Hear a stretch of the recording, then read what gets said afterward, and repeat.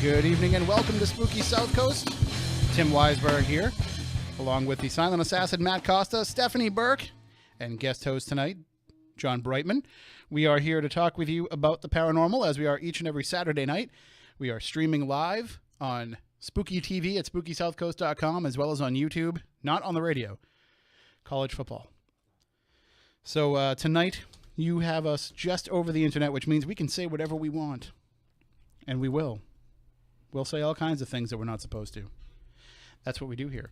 And of course, we'll talk about snacks at some point. That's the whole point of the Spooky show. Snack Coast. People aren't tuning in to hear about the ghosts anymore. They just want to hear about what different foods we had over Thanksgiving. So we'll get into some of that, I'm sure, at some point. Oh, let me turn that off. So I think we got everything going. I think I have everything correct. We'll find out. We'll find out as we go along. But Stephanie's back in the studio. I am officially back. It's been way too long. We've gotten new carpets since you were gone. You know what? I've been staring at those for a while and thinking to myself, something's different. But they look like they already got messed up. They did. That happened the day they went in. No way. Yeah. The common theory around here is that the person who installed the carpet stepped in some of the glue and tracked it over the rugs. Yep. And I guess they're denying that. But really? Yeah. We tried to do an internal investigation, checked everybody's shoes. Did you really? To see who's... Oh, Michael Rock had everybody standing out there checking the bottom of their shoes. That is hilarious. And they filmed it. You can see it on the Fun 107 YouTube channel. But I think that it was definitely the installer, because it was happening like as he was doing it. That's bizarre. And now somebody's got to come in and clean it, and I guess that's turned into a whole thing. So, but they're in the process of putting new carpeting in all over the place, and then we're going to start jazzing up the studio. I don't know if you saw my handiwork over here. I did not see your handiwork, but I did see that everything is missing, and this is brand new. So a cabinet over here. Well, that's only here till the rugs settle and they can put it back out. This feels strange. We took down all those pictures. I came in here and I scraped off all the tape with Goo Gone. So tonight's show is sponsored by Goo Gone. Goo Gone. All right. Because I used almost a whole damn bottle between that and the news booth window. But we got it all nice and clean. So this is what we do for you folks out there watching on Spooky TV. And if you are somebody who listens to the podcast and you've never listened live on Saturday nights, every Saturday night we have cameras set up all over the studio. Every Saturday night you can see our ugly faces. Well, except Stephanie. But the rest of us are, I'm including you in this, John. You're just as frightening on camera as you are in real life. I try. I mean that in a good way, though. The paranormal Shrek. Weren't you called that at one point? What? Yeah, a couple of people have called me. No, I thought John's the one that mentioned it to me. Yeah, somebody really did mention that to me and call me that. So I'm just kidding. John's a good-looking guy. The ladies love John Brightman. Nah. Who doesn't? Come on now. And we're going to get into some... Well, we know who doesn't love you. We're going to talk about that later on in the show. I can't wait. That'll be part of the topic for tonight. Because it's something that popped up over the last 24 hours or so, and it's something that we want to address just to set the record straight. And also because, Spooky South Coast is tied into what it is that you're doing, so we'll do some record straightening. I guess we'll use that phrase. We'll do some of that a little bit later on. Awesome. And we'll be joined also in a few moments by Ashley, our Week in Weird correspondent, for the first time in a while. She's been off the show almost as long as you have. She has, and she's popped up to a few places that I've been at. So well, that's at times I'm guilty for stealing her. Well, like last week, we're like, is Ashley doing the Week in Weird? And then we see pictures. We're like, no, she's not. No, I stole her. Even though these people with their vacations, even though just she could have taken 10 off. minutes out of the night. Oh yeah, and just gone over and done it. No, she was busy yelling at me because I read her in front of a group of people. So, well, it happens. Does it happen? I don't know. You're the psychic. I don't do that stuff. Right. I'm just assuming that it happens. Well, she was probably thinking it was not going to happen, so she sat in there. But I did steal her.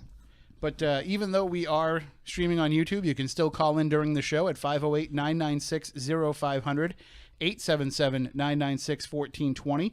You can also email us, spookycrew@spookysouthcoast.com. You can hit us up on Twitter @SpookySC or using the hashtag SpookyLive. And then we also have the chat room going on in Spooky TV as well. Chrissy says my face is so red. My face is medium red. It's like it's regular Your face red. Is red? Can they see the red background behind you? Because that might be why. She needs to adjust the settings on her video stream, maybe. I think I look perfectly fine. I used some of my beard soap because my beard finally got long enough, and I threw some conditioner in it. So maybe that's giving me a nice glow. It looks the same as last time I saw you. That's got to be longer. You haven't seen me in like a month. No, Actually, it's been like 3 weeks. No, it's been longer. No, it hasn't. No, it's been like 2 weeks. But the beard is still longer than it was. I like it longer, though. I don't like it shorter. I like to let it grow out so I can have everybody ask me to come play Santa Claus at their school. I'm like, thanks. You can't do that yet. Why can't he? Because it's not white. I actually looked into the process. Didn't you really? I looked into like what you have to do to whiten it. Yeah, because a couple of years ago, the first time I grew my beard out, I forget who it was, but some organization asked me if I would play Santa Claus. And I said, well, I really don't like doing it because I don't like people's kids sitting on my lap. It's weird. But I'll do it if you want me to do it. And so, because it's for a good cause, right? And so I was like, well, instead of having to wear the stupid like fake beard and all that stuff, let me look into what the process is of actually whitening your beard. I assume like that spray on snow that you can just like spray in your windows. Well, I assume they had something like that, like we use on Halloween. Yeah. Yep. Like on Halloween, you put that green and blue spray. I thought they would have like a white spray to make Santa beards, but they don't. So I looked into the process of actually turning it white. It's not easy. No. That white paint that I used on you guys for Halloween, that would be perfect for that. Because put it in, you can just put it in and it'll wash right out just as easy as it came off you guys for Halloween. Well, anybody that wants me to play Santa Claus that just heard that, you forget you heard that. Oh my God. That was I still get compliments on that zombie appearance. So I know. We'll have to have to see if we can try to hide those photos from the public. See if we can get people to take on zombie Santa Claus. Sorry. Everybody that would sneezing. work. If you have to sneeze, like just raise your hand. I'll pull your mic down. I'm sorry. It was unexpected. It's all right. It was We're gonna when we get everything set up, you're gonna have sneeze and cough buttons. Really? It'll be the same button. It won't be like one for sneeze, one for cough. I didn't think you were gonna give me separate ones. That wouldn't make sense. So, but when are we getting rid of the plants that I'm allergic to? You have to talk to Phil about that. Phil, please. Those are Phil's plants. Phil loves his plants. I can't breathe. And it's every time I come in. All right, Ashley's in the chat room, so I'm going to assume that she's ready. So we'll bring her on, and we'll get weird with the Week in Weird. And then again, a little bit later on, we're going to be joined by our guest, Erica Mailman. She has written a novel called The Murderer's Maid, a Lizzie Borden novel. And she's done a lot of research into Lizzie Borden. So we're going to talk to her about all the research that she's done, about what the novel is about. And we'll talk about some of the stuff she's working on now and just some of her other interests in the field as well. But I just got the novel the other day in the mail, so I haven't had a chance to read it yet. But I was kind of thumbing through it, and it looks very interesting. And I love when people take real historical events and turn them into a novel. Oh, hey, let's not hit the microphone. Still need that. But so we'll talk to her about that coming up in just a few minutes. Let me just see if I can get Ashley on the phone here. All right. Well, what do you have for us this week? So, anything that has the word spooky or haunted in the title is kind of our go-to type of thing. And then you add a graveyard into the mix, and we've got a party. At least in my eyes, we do. Titled, and I quote, "The World's Most Haunted Graveyards and Where to Find Them." I threw this up on our Twitter feed sometime last week, and everyone went nuts over it, so I thought it was best to bring it to you guys. I was on the website called the Occult Museum, which I was like, whoa, it's kind of creepy, but whatever. And they put together the most haunted graveyards. And now I'm thinking about taking a trip to all these places because, hello, they're cool looking and they're creepy. So I'm only going to name a few of them, and then you can go and relook at the link that's connected to it as well. Number one is called the Highgate Cemetery. It's in Swan Lake in London, England. There's the Bachelor Grove Cemetery in Illinois. So we're keeping it a little bit everywhere. We got Gray's Fair in Scotland. We have Catacombs in Paris. We have the Union Cemetery in Easton, Connecticut, which I've actually been to. And you just kind of drive by it and you get an eerie feel. And then you have one right here in Massachusetts, Howard Street Cemetery in Salem. So there's a lot more you guys can check out. And one of them was the Union Cemetery, right, in Connecticut. And Jeff Belanger tells the story about that cemetery in our stage show, An Evening of Ghost Stories and New England Legends, where he actually grew up like right down the street from that cemetery. And so that's a very common legend where he lived. But Ed and Lorraine Warren also lived one town over. And Jeff knew them when he was a kid. And Ed Warren actually showed him video footage that he captured of the White Lady of Easton, the one who's seen in that cemetery. So, yeah, it's like they like kind of like patrol the area a little more, so you gotta like watch what you do. But it's just like creepy to look at, and I like it. And speaking of which, on a lot of those top haunted cemetery lists that you see out there, the Ellis Bowles Cemetery on Wolf Island Road in Rochester always makes it onto those lists. And we have to just remind everybody that's listening not to go into that cemetery. Don't go there legend tripping. Don't go there ghost hunting. The society that takes care of it does not want anybody trespassing in there at night. So I'm putting that caveat on your story. Yes, that's most. Just go look at the website. You can watch videos and stuff like that and pretend you're there. It's great. Right. So I do have another story for you guys. All right. It comes from the Occult Museum again. It's called 8 Bizarre, Mysterious Photos That Have Never Been Explained. Now, myself being a photographer, I enjoy looking at different types of photos and how things are done. And then you mix the paranormal into it, and I'm just a happy camper because I like to prove everyone wrong, if I can. In the article, it shows 8 different photos that have been tried to be figured out, what they are, and a lot of them date back to where Photoshop didn't exist, so it's hard to tell whether they're overexposed and such. But the first one on the list was called the Bushka Lady, and it just doesn't make sense to me, as a person doesn't seem to look ghostly-like or have any paranormal connection to it besides from the article, so I was really confused.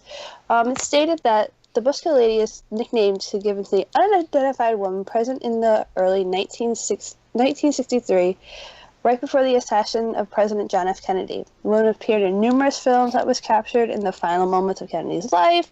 She's seen standing holding a camera to her face, even though most of her surrounding witnesses had taken cover. Just odd things like that. The FBI still hasn't figured out who she is or may know who she was. And to this day, it's some mystery. And I just don't know what to make of it because back then, Photoshop wasn't a thing. Like, it was really hard to do. So to go out of your way to put yourself into a photo just kind of blows my mind. So just that's another link to look at. It's really great. There's a whole bunch of photos, like 8. I think it's 8, I said. But they go all over the place and just really neat to look at. So that's something you guys should check out. All right. And one of the interesting things about when you're doing this kind of stuff, you see all this research that people put into things and all these stories and ideas they've put together. And we encourage anybody that's done anything like that, send it to us. So if you've written something like this, if you've put together a website or a blog on something like this, send it to us. Let us know. Keep us up to date on all this stuff because we can include that stuff in what we're sharing with the Week in Weird during the course of the week. And I would love to read it, especially coming from someone personal. Like, it'd be really great. Absolutely. And then my last one is a Did You Know? And it has a photo to go with it.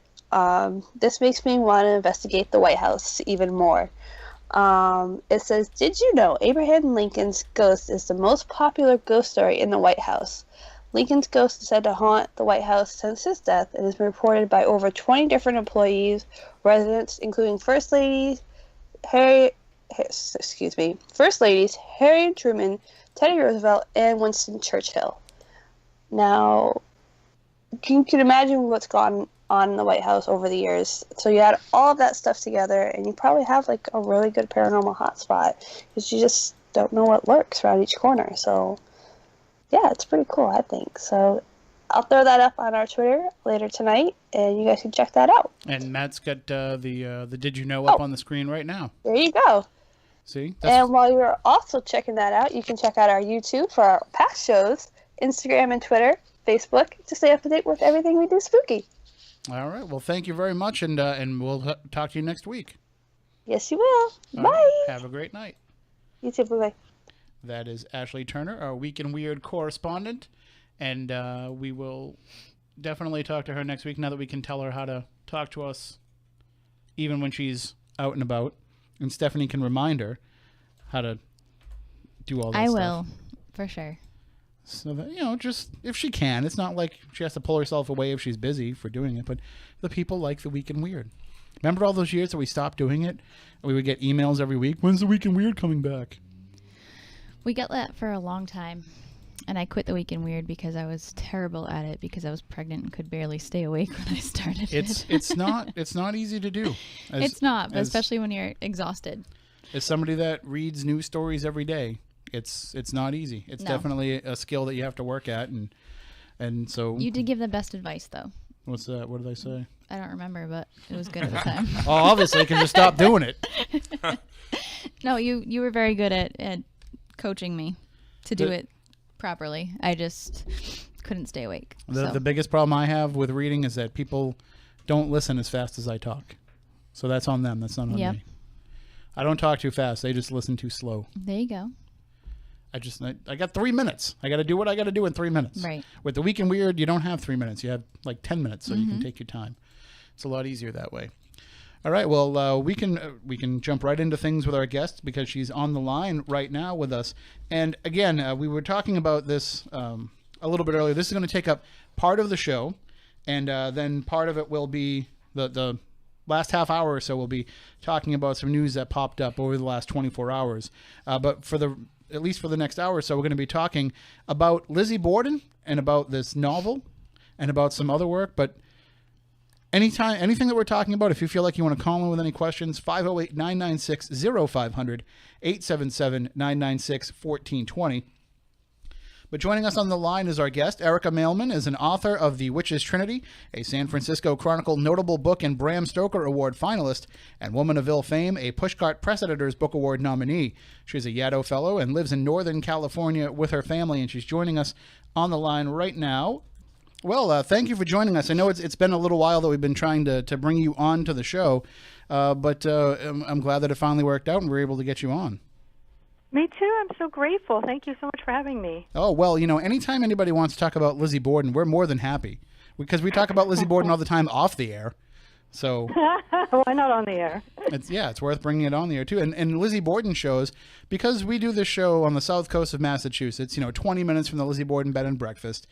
It's a story that's close to our local listeners on the radio, but when we put out the podcast, when we put out the YouTube stream, all the stuff that we do that gets picked up around the world, people all over the globe are fascinated with this story still to this day. Is that what you've been receiving from people who have purchased the book? Is it something that has been, it's not just people in New England that are interested in the story, it's something that's international? Yeah, I think so. I think it's definitely something that's stronger in New England, where people, I think, grow up hearing that jump rope rhyme that maybe on the West Coast it's not as prevalent. But pretty much anytime I do an event, I say, who has heard of Lizzie Borden? And like probably 98% of hands go up. It really is. It's one of those, they call it the O.J. Simpson trial of its time, and it was. I mean, and it was at a time when gaining notoriety like that was not easy. It wasn't like people went home and turned on court TV every night to see what was going on with the Lizzie Borden trial. Right. These were stories that were picked up all over the world with just a handful of people covering the story in Fall River. Yeah, it's pretty interesting to think that most major newspapers actually sent a reporter across the country to sit there in that crowded little courtroom to transcribe the trial and report about it on a daily basis. And it is one of those, when you read, I'm sure that you've gone through things like the Lizzie Borden source book and some of the original stories and all that. And it's amazing the way that they could write back then, because even though newspapers were supposed to be, supposed to be the free press that had its objectivity in place, it certainly wasn't the case with what they were writing about with this case. It was very emotional writing, whether they were trying to say Lizzie was guilty or innocent or what, but there was a very demonstrative writing of everything that was going on in the courtroom, and it seemed like there was a lot of judgmental writing there as well. Yeah, it's really interesting. I think it's a really florid kind of writing style and embroidering truth, perhaps, to have a more sensationalistic story.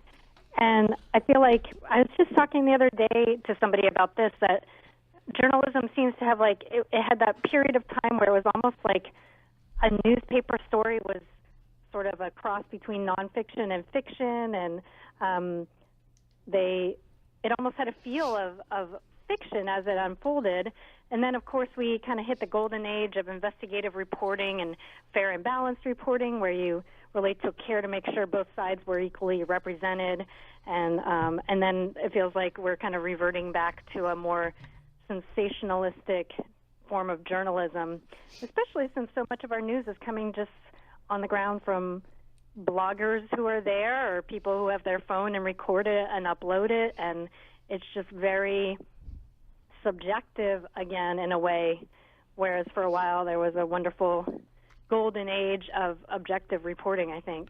Well, when I read the Lizzie Borden stories and things from that era, I look back to, I'm a sports writer is one of my many hats that I wear, and when you read historical sports writing, that was a big thing back then, was scene setting, putting people into the story, putting people into the moment. It wasn't so much about the facts as it was getting people the experience that they were missing by not being there. And I think that a lot of that same approach was brought to the trial. It was very much like, if it's almost like it was if it was on court TV, you're getting every little bit of minutia that went on. You're getting every outburst that somebody had. You're getting all of these fantastic details. Yeah, I think that's really an interesting perspective, like the idea that they're trying to create the sense that you're there, which does involve kind of five senses reporting and not kind of a stripped down to the bare bones sentence that delivers information and very little else. I think you've put your finger on it, that there was kind of like an ambiance-based reporting where the feel of the courtroom may have been, or of the baseball stadium, may have been more important than getting the actual facts 100% correct.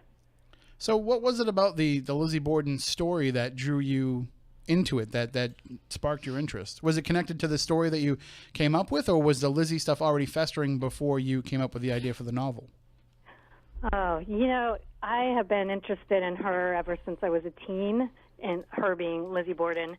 And I guess I have kind of a macabre sensibility, and I'm interested in the dark side of human nature. And so I just thought that was such an interesting case. And I always knew I would write about her in a fictional way. And then a couple of things came together a few years ago, one of which was I was reading another author's historical novel, and she mentioned a Mr. Borden who was just a side character who maybe appeared for a couple of pages, and he had a textile factory. And I just kind of thought, oh my gosh, I bet she's going to go on to write about the Lizzie Borden case, because Lizzie's father, Mr. Borden, owned textile mills, among other endeavors. And I just kind of got this kind of like prickling sense along my spine, like she's going to beat me to it. I've got to get on it. And so that's when that was the trigger for me to say, like, well, it's time. I've got to jump on this story I always knew I was going to write about. And so I delved back into some research that I had already, done as a teen. And I realized that nobody was telling the story from Bridget Sullivan's point of view. And I thought that was just absolutely the kingpin, because the day that Mr. and Mrs. Borden were hatcheted to death, the only other person in the house that day besides them and Lizzie Borden was Bridget Sullivan. And certainly I know you've been in that house, Tim. You know how small and claustrophobic it is, and how difficult it would be for conversations to happen or bodies to fall to the floor without you hearing it from other vantage points in the house. So I really think Bridget was privy to a lot more than she ever told. Let's not forget either that when it happened, it was August 4th, 1892. So it's probably a warm day. The windows are open. I know that Bridget was washing windows, but I'm sure windows were open while she was doing that. So you had to have heard what was going on inside. Yes. When I took I stayed overnight in the bed and breakfast, was that 2 years ago now? And one of the things that our fabulous tour guide did, it was Colleen Johnson, I think is her last name. She was wonderful. Mm-hmm. And she said, I weigh about what Mrs. Borden weighed. And she just, standing there in the parlor, jumped up and down hard, and it made the floor shake. And she said, if Mrs. Borden was upstairs and was standing and took a blow and fell to the ground, you would feel that reverberating throughout the house. Oh, absolutely. There's no way you wouldn't have.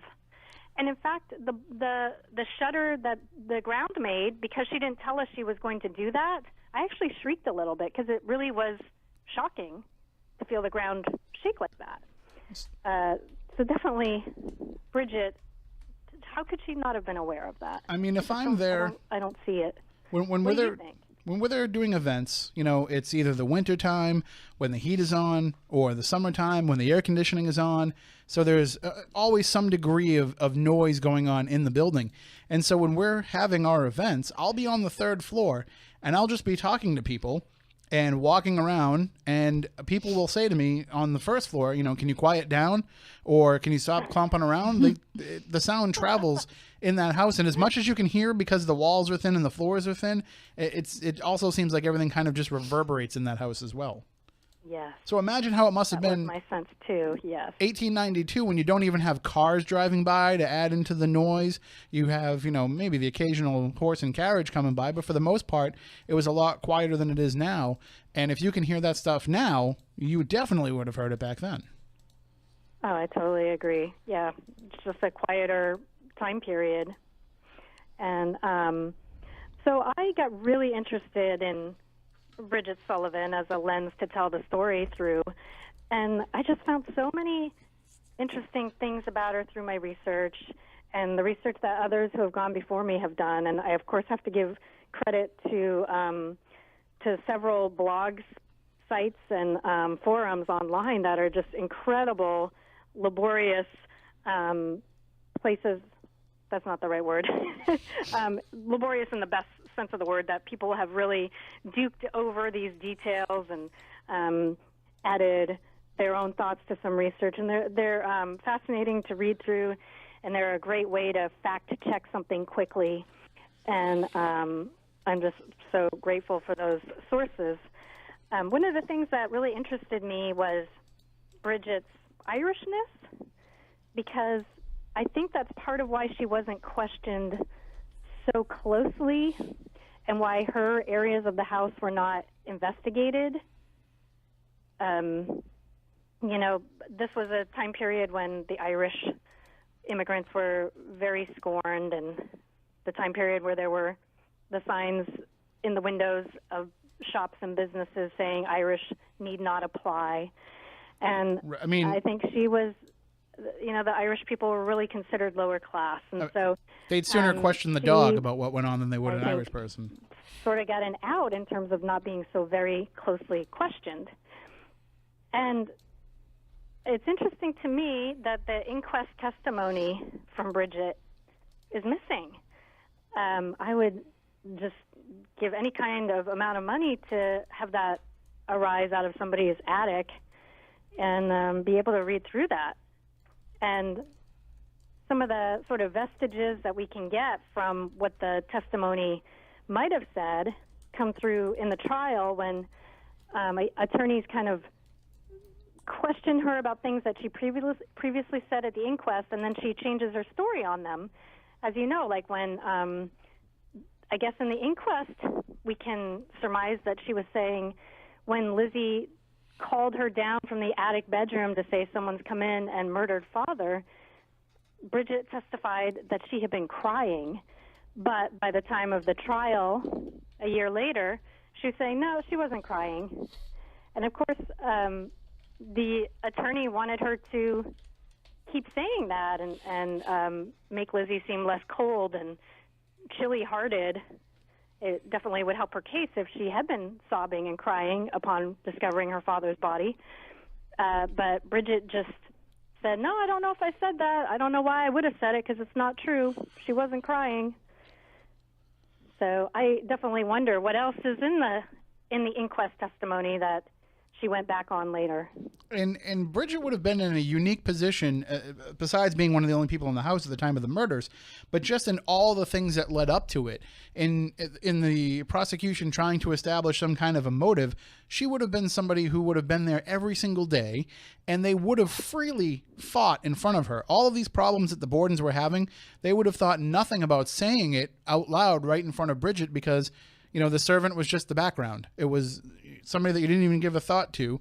So they would have had... Yeah, they completely discounted her, and her presence in the house was, just of no value to them or of no notice to them. So, yeah, I think she overheard many bitter arguments, and although my novel, The Murderer's Maid, is very highly researched, and I tried to get everything as historically accurate as I could, there was, of course, a point where I had to start inventing, and so some of those overheard fights and discussions were really fun for me to create out of whole cloth and insert in the book. But that is the challenge, though, too, is because now you're trying to craft this character and trying to keep it as historically accurate as you can, but there's just not enough to really feel like you can take what's out there and craft her as a person, as a three-dimensional character in your novel. Do you feel like you were able to take what was out there and do justice to the real Bridget Sullivan? Oh, I hope so. I mean, I really am so deeply fascinated by this story that I think, at least on the research end, I did justice to it, and I really struggle with certain details that were actually very minor, but it was important to me to hammer them down and get them right. And so hopefully that succeeds. There's also a modern day narrative in the novel. There's a woman named Brooke, and she is the daughter of a Mexican immigrant, and that's, for me, that was important to sort of talk about the issues of immigration through, what's going on modern day versus what was happening with Irish immigrants in the 1800s and sort of similar treatment. And so Brooke, the modern day character, she believes that her mother was murdered by some people who are now after her. And so she changes her identity every, a couple of times a year. She'll just change her name, move to a different city, undertake a new identity, and get paid under the table. And that's how she lives. And she's just always hoping to stay a step ahead of the men who wish her harm. And then through the course of the novel, she learns that she actually has some sort of an interesting connection to the Lizzie Borden story. And so that's when I'm able to take those two very different chronologies and make them meet in a way. And I suppose that there's been a lot of, hindsight over the years since the Borden murders took place, and people have been able to kind of go back and look at things through more of a modern eye and look at things over the passage of time as more information has come out than that might have been available at the time of the murders. Do you kind of use the novel and having that 21st century connection as part of the storytelling? Do you use that as a way to kind of look back to what happened, to what Bridget Sullivan went through? Do you put it through that lens, or are you telling everything on her side through her eyes and through her experiences in that time period? Well, one of the things that I would just love is to have a psychologist go through these court transcripts and all of the papers around this case and give us their determination as to what Lizzie's state of mind was.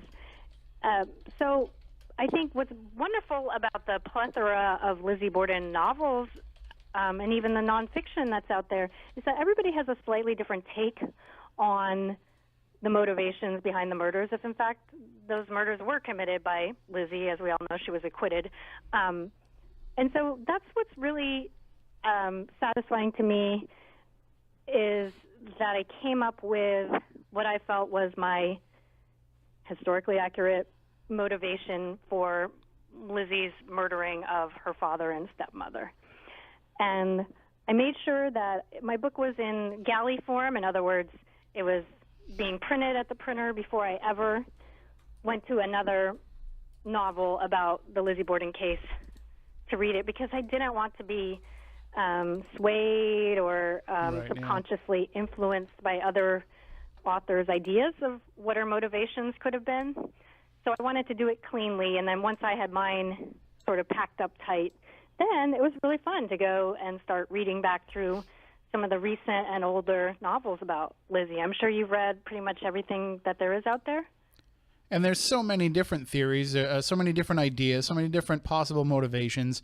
You know, I've heard everything from, that Lizzie and Bridget were involved in some sort of lesbian relationship, and I've heard things about the Victoria Lincoln theory, where Lizzie had she was kind of schizophrenic and epileptic, and so there's all these theories that are out there, and the thing is you can put any theory you want out there because we're never going to know who's right and who's wrong. Right. Yeah, that's what's fun about it, is that there is no totally right or wrong about it.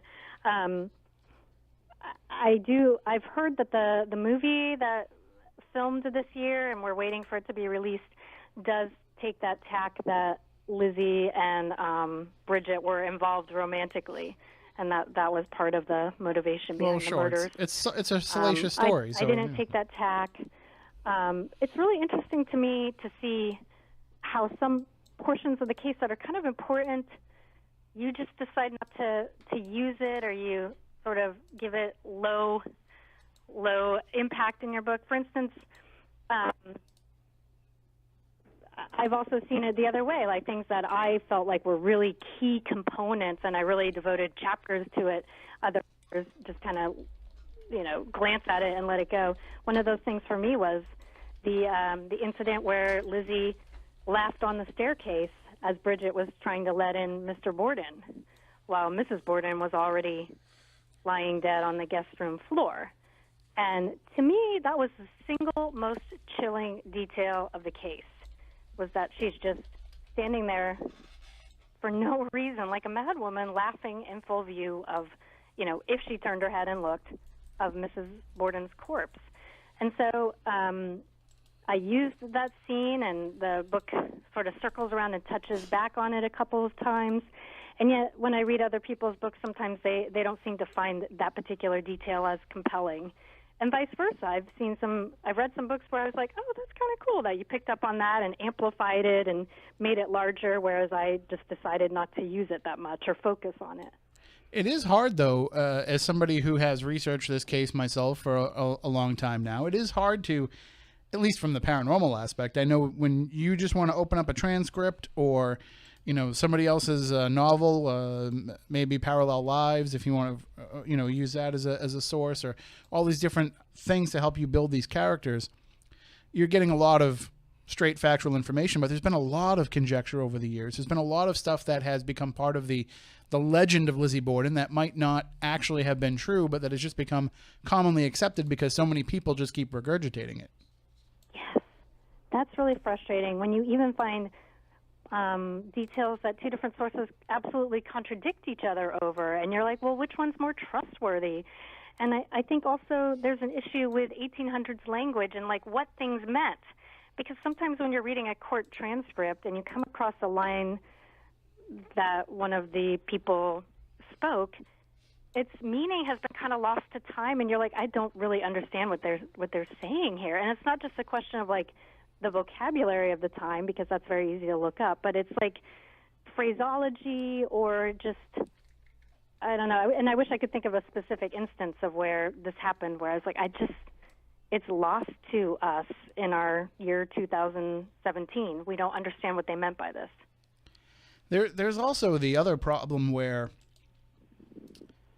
I think that we've kind of wanted the story to fit certain narratives over the years as well. I think that people have come up with theories, and because they have a theory and that's what they're going to put their money behind, figuratively speaking, that they want to try to morph the story to fit into that particular theory. And that doesn't really do the actual events that happened on that day or leading up to that day any justice. Yeah, I think so. And that may be part of what I was saying, like you pick and choose the details that you amplify and the ones that you kind of push under the carpet, because or just completely make up. Details better support what you're trying to do with the story, and some don't. I mean, some people just completely make up stories. The story that I remember being the big thing, because we deal with the paranormal stuff, so we hear a lot of stuff that comes from psychics and mediums that go in there. And one of the big stories that was coming out when we first got involved with the house was the idea that Andrew and Lizzie had an inappropriate relationship, and that Lizzie got pregnant on 2 occasions, and that Dr. Bowen across the street came over and he actually performed the well, Stephanie's saying 4, but either way, he came over from across the street, performed abortions. The bodies were the fetuses were supposedly buried under the wash basin in the basement. All these details that have come out that nobody really knew was true. It was just something that was kind of commonly shared without any factual basis. Has anybody ever looked for? Moniz took some of it. He wanted to try and look for mitochondrial DNA, but it's a very expensive process, and there's anything that would have been there is already gone. So because it wasn't like it was a human baby that was already born and would have bones, it would have been. Well, I turned you down because you were typing very loud. Oh my gosh, That's yeah, his that mouse. is. Huh? That's his mouse. That's a tough one. No, but when you were typing earlier, that's when I turned it down. When I went through the house, I had heard the incest theory before, and I guess I felt like if Mr. Borden had been guilty of that, then sure, go ahead and murder him. As far as I'm concerned, that is justice. But I also felt like if he hadn't, then his version of hell has just been worsened because he's accused of this thing that is just so brutal and horrific.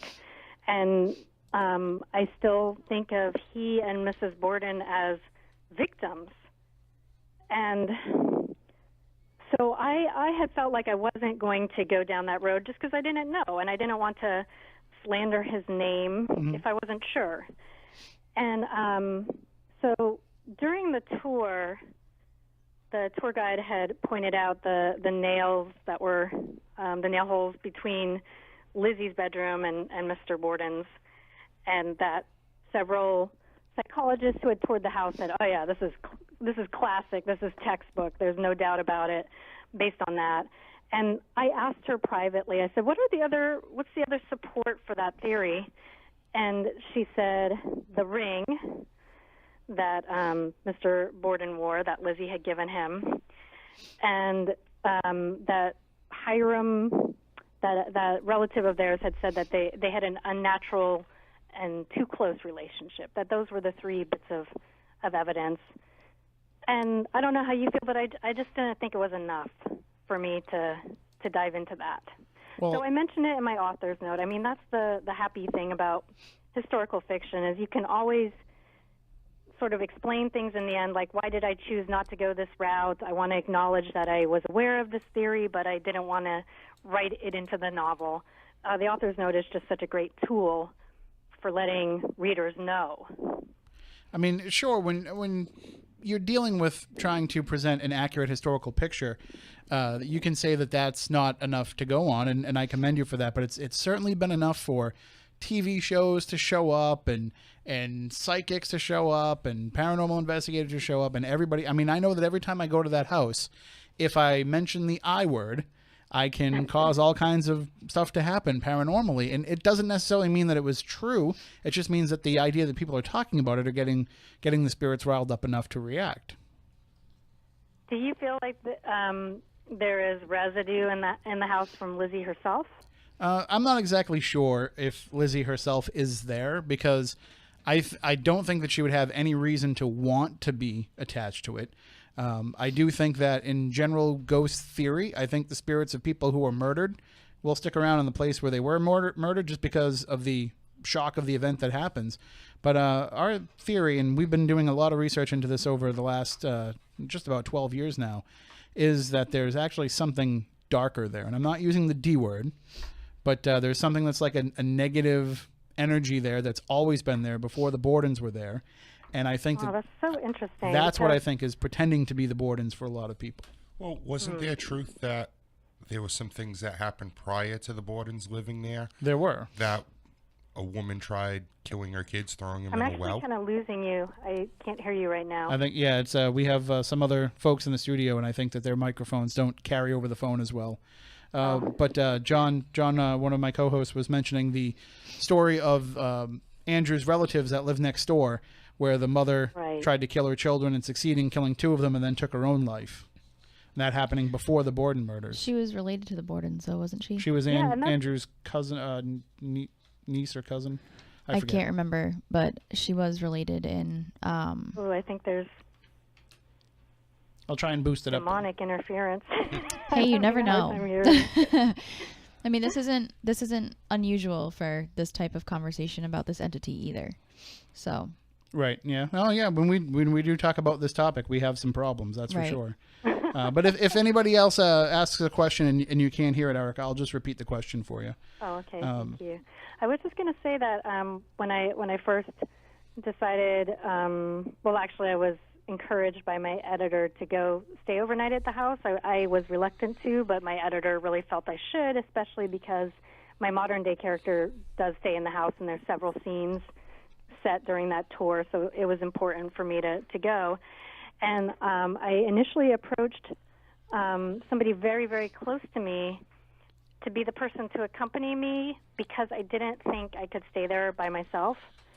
And this person mentioned the fear of demons as a reason not to stay there, and feeling very vulnerable to that kind of influence. And so instead I had a really good old college friend stay with me.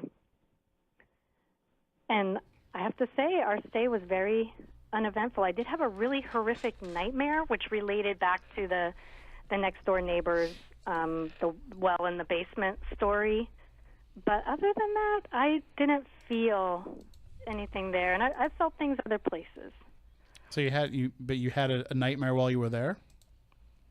Yeah, I woke up in the morning, and you recall that the upstairs, I guess it's the Hosea Knowlton room, or maybe it's the one next to it, that the closet is supposed to have some kind of energy in it, and that's the room with the wire hangers. The room with the chimney in the middle? In the night.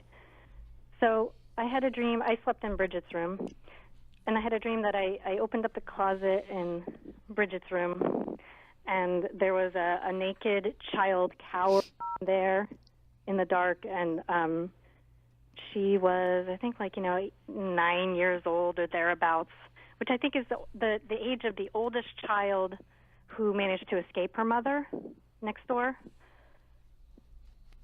So I think that was all kind of linked. I mean, the third floor is said to be pretty much the domain of those child spirits. And but why is that?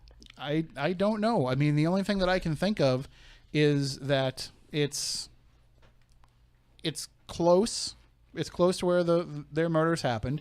It's on the same property. And if I was speculating, I would say because they were taken, it was the basin in the basement of the other house where they were drowned, right?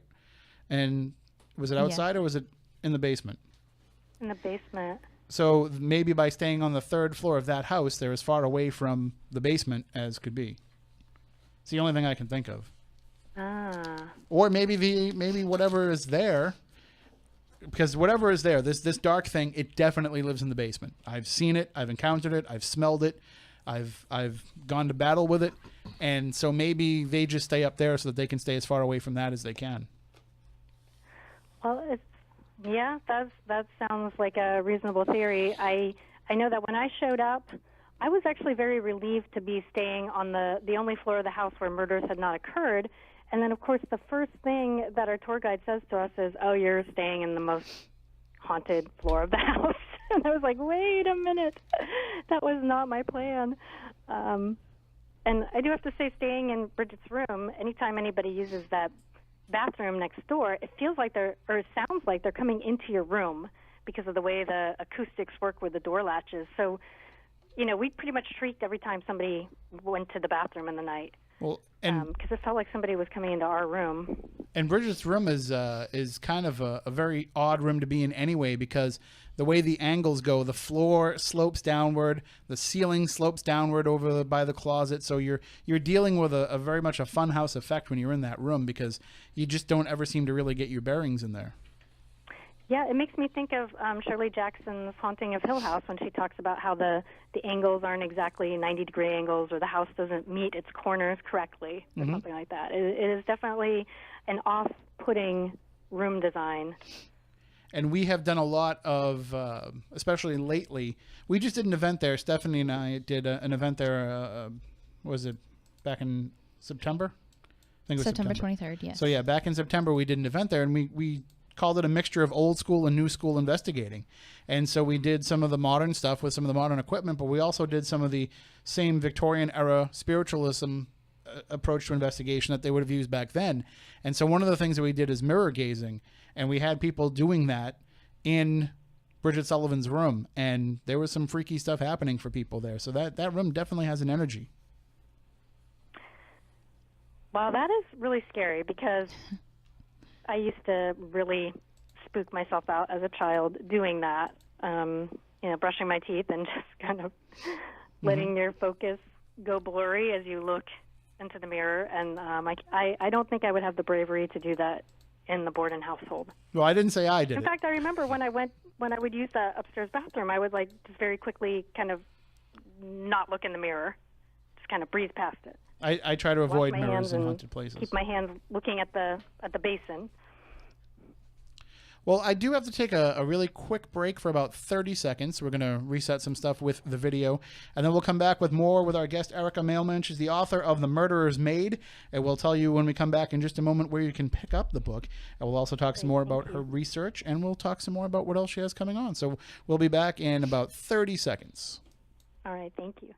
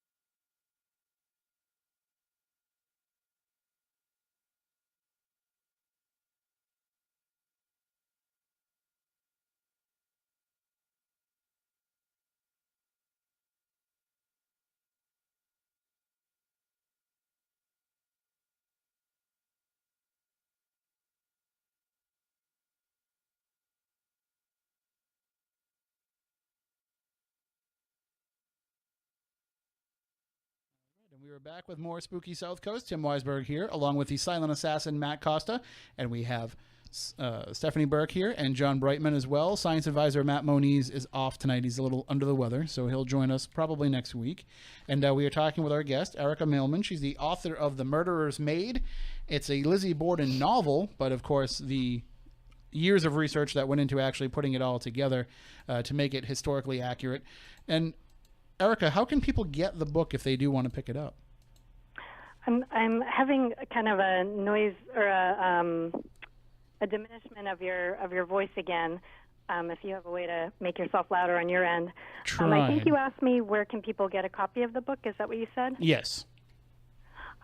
So it is available through all the major online purveyors, Barnes & Noble, Amazon, and in fact, it was going to be on all of the Barnes & Noble front tables as you first walk in. We had a 2-week arrangement for the book to be on display on those tables, and then the hurricane actually delayed unloading of the cargo ship at port because the book was coming in from overseas.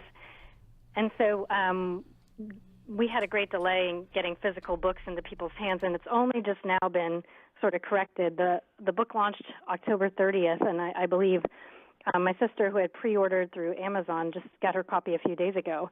So anyway, Barnes & Noble is wonderful, and they rearranged with us to do those front tables.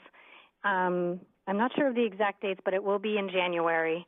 But in the meantime, you can definitely go to your local Barnes & Noble. You can go to your independent bookseller and ask them to order a copy if they're not already carrying it.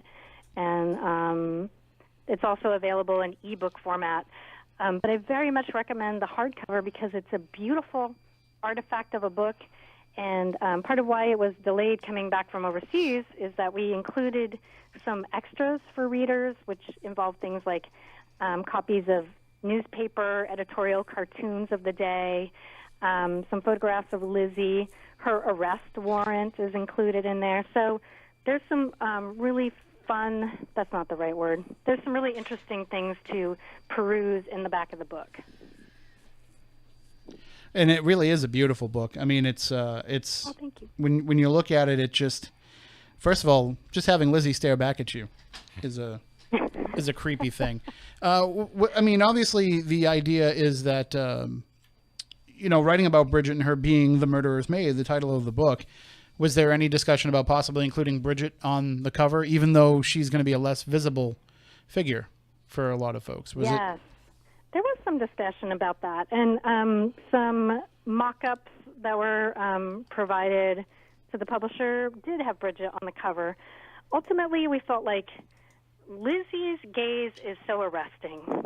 There just is nothing like that steely gray look. And in fact, you're such a Lizzie aficionado that you probably noticed that that's what they call the pansy brooch image. But in the original, her eyes are looking to the side. And I had a little bit of input towards the cover, and I asked my editor, can we talk to the designer and have them Photoshop her eyes so they look straight out at the reader? And I think that's what makes such a chilling image on the front cover is she's really looking right at you. Oh, it absolutely does. And as somebody who has spent a lot of time in her former home and attempting to communicate with her and maybe even sometimes succeeding, it's very creepy. I have this, I got the book a few days ago and I put it on my end table of my living room. And so every time I'm walking by for the last week or so, Lizzie Borden is staring at me. That is so creepy. Right. As I walk following through. you from room to room. And I'm like, I tell you, I did an event, like a launch event for this book in October, and this woman who was a medium, a sensitive, came to the event, and she came up to me afterwards, and she said, now, while you were talking, she came to me. And I said, who? Who came to you? And she said, Lizzie. Lizzie came to me.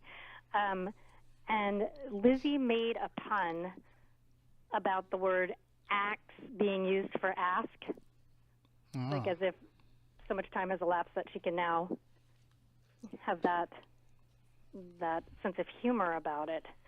And I was like, oh, that's very interesting. This event was happening in Oakland, California, that Lizzie would come and have something to say to me about that. See, and I think that that's the case. If Lizzie Borden is coming back to talk to us, I think she's doing it in a way where she'd want to be doing it in a way where she can kind of express her thoughts and feelings on everything that's happened. I don't think it would be trapped in that house and trapped in a way where she can only answer questions about the murder. I think she'd want to be trying to exonerate herself a little bit in the way that she's communicating with people. And so that's why I think that whatever is communicating with us when we're there is something that's probably more pretending to be Lizzie. Yeah, I get the sense that in her lifetime she was very interested in attention, and that may have been part of why she felt so lost in her life, was that she didn't get to have these entertaining parties and be part of the social life of Fall River in the way that she wanted to be, and a socialite as she hoped for. And, it has occurred to me that maybe she really loves all the attention where her house, the 2nd Street house, even though it was a deplorable place for her in life, that she probably loves it, that every room is filled every night and there are people there thinking about her and talking about her endlessly and theorizing about her, that she probably thrives on that kind of attention. Well, yeah, I mean, she wanted to be one of those elite Bordens that lived up on the hill, and not only did she get to do that before she died, but at the same time, she's now the most famous Borden of all time. Maybe the Borden cow might be a close second. That's right. She's only rivaled by the Borden milk, right? Right. That might be the only thing that gives her a challenge for it. But she's certainly the most notable thing about Fall River. I mean, anybody that talks about Fall River at all, it's the first thing that they mention, to the point where it's actually, something that the city has been upset about over the years, but also has finally started to really embrace it a little bit as well, too, that if this is going to be your identity, it's going to be your identity. What can you do about it? Yeah, you might as well embrace it because it doesn't seem like it's going to go away. No, it's soon. Can I ask you, do you feel like Bridget Sullivan's presence remains in that house? I don't think I've ever encountered her. Stephanie is my co-host. Stephanie is a psychic medium, so she would probably know better than I would. I have never communicated with Bridget myself in that house, and I've been visiting that house and investigating it for well over 10 years now. I have come across Lizzie on occasion. I want to say maybe 3 times that I can think of off the top of my head. Actually, one of those times was when I was pregnant and I walked in there and she showed up, and that was the first time I actually physically saw her, and she was begging me to leave. You visibly saw her. Where was that? As soon as I walked in the side door, and she followed me around the house and begging me to walk out because my baby wasn't safe there. And that to me had proven the theories that we've all heard, because I had heard them for a very long time, but to have that happen to me, I couldn't communicate with anything else. I wasn't, able to even connect with anybody else in that house that day. She was the one that was right in front of my face and wouldn't stop until I agreed to leave. I came across her one other time, way into the past, I think on my first visit there. She doesn't stay there. She just visits occasionally. And a time more recently within the past year, but it's not often. Other than that, I've come across Abby. I've spoken to Abby, Andrew, who is present, and I've been able to see him as well. But the entity in the basement is the one that I come across as often as every single time I go there. The children upstairs on the 3rd floor I've communicated with as well, but they come and go, just as much as the rest. But the entity in the basement set up shop. It lives there. Yeah, I got a message as we were talking from somebody who said that they got an EVP that said it was Bridget, but that it doesn't mean that it definitely was. It's right. just I mean, if other people have experienced it, that's awesome. I just haven't personally experienced her in the house in over 10 years. Not a good place for her anyway in life that she would have wanted to have stuck around there. Right.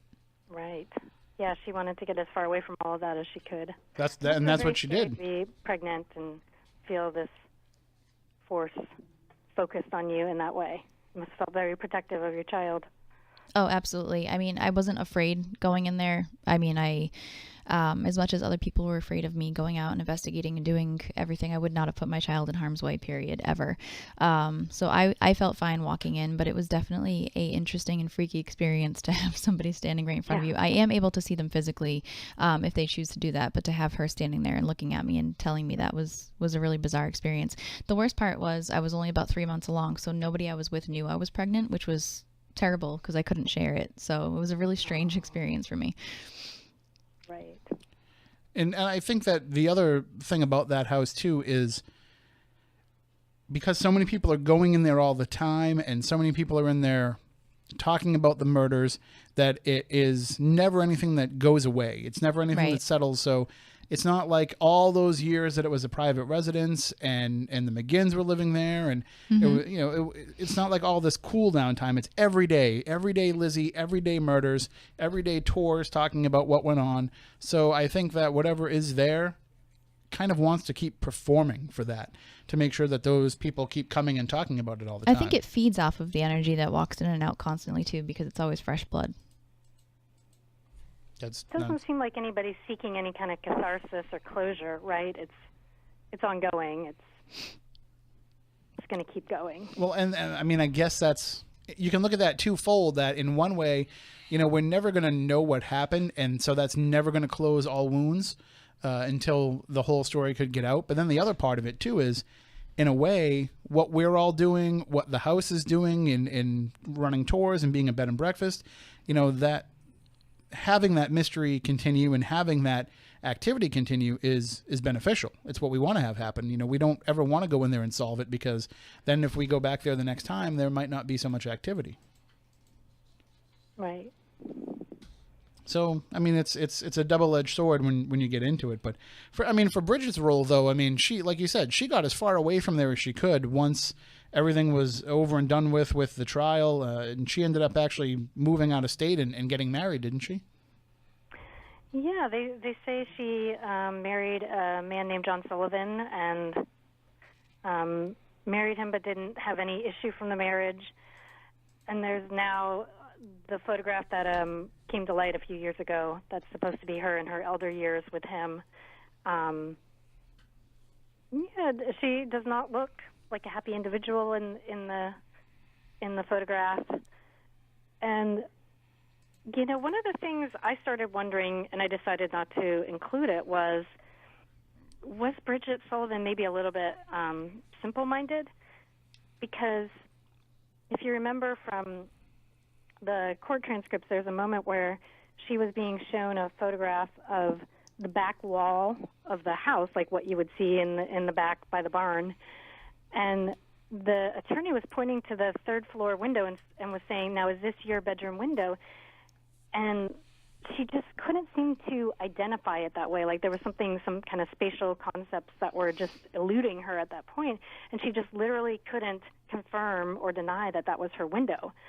And, of course, when you look at the back wall of the house, there's only two possible windows that it could be, hers and the one with the bedroom next to it.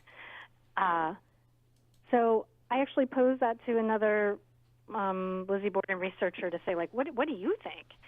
And she said, yeah, I think she was illiterate. She wasn't very lettered or clever. And which wouldn't have been uncommon. I wanted my character to be clever.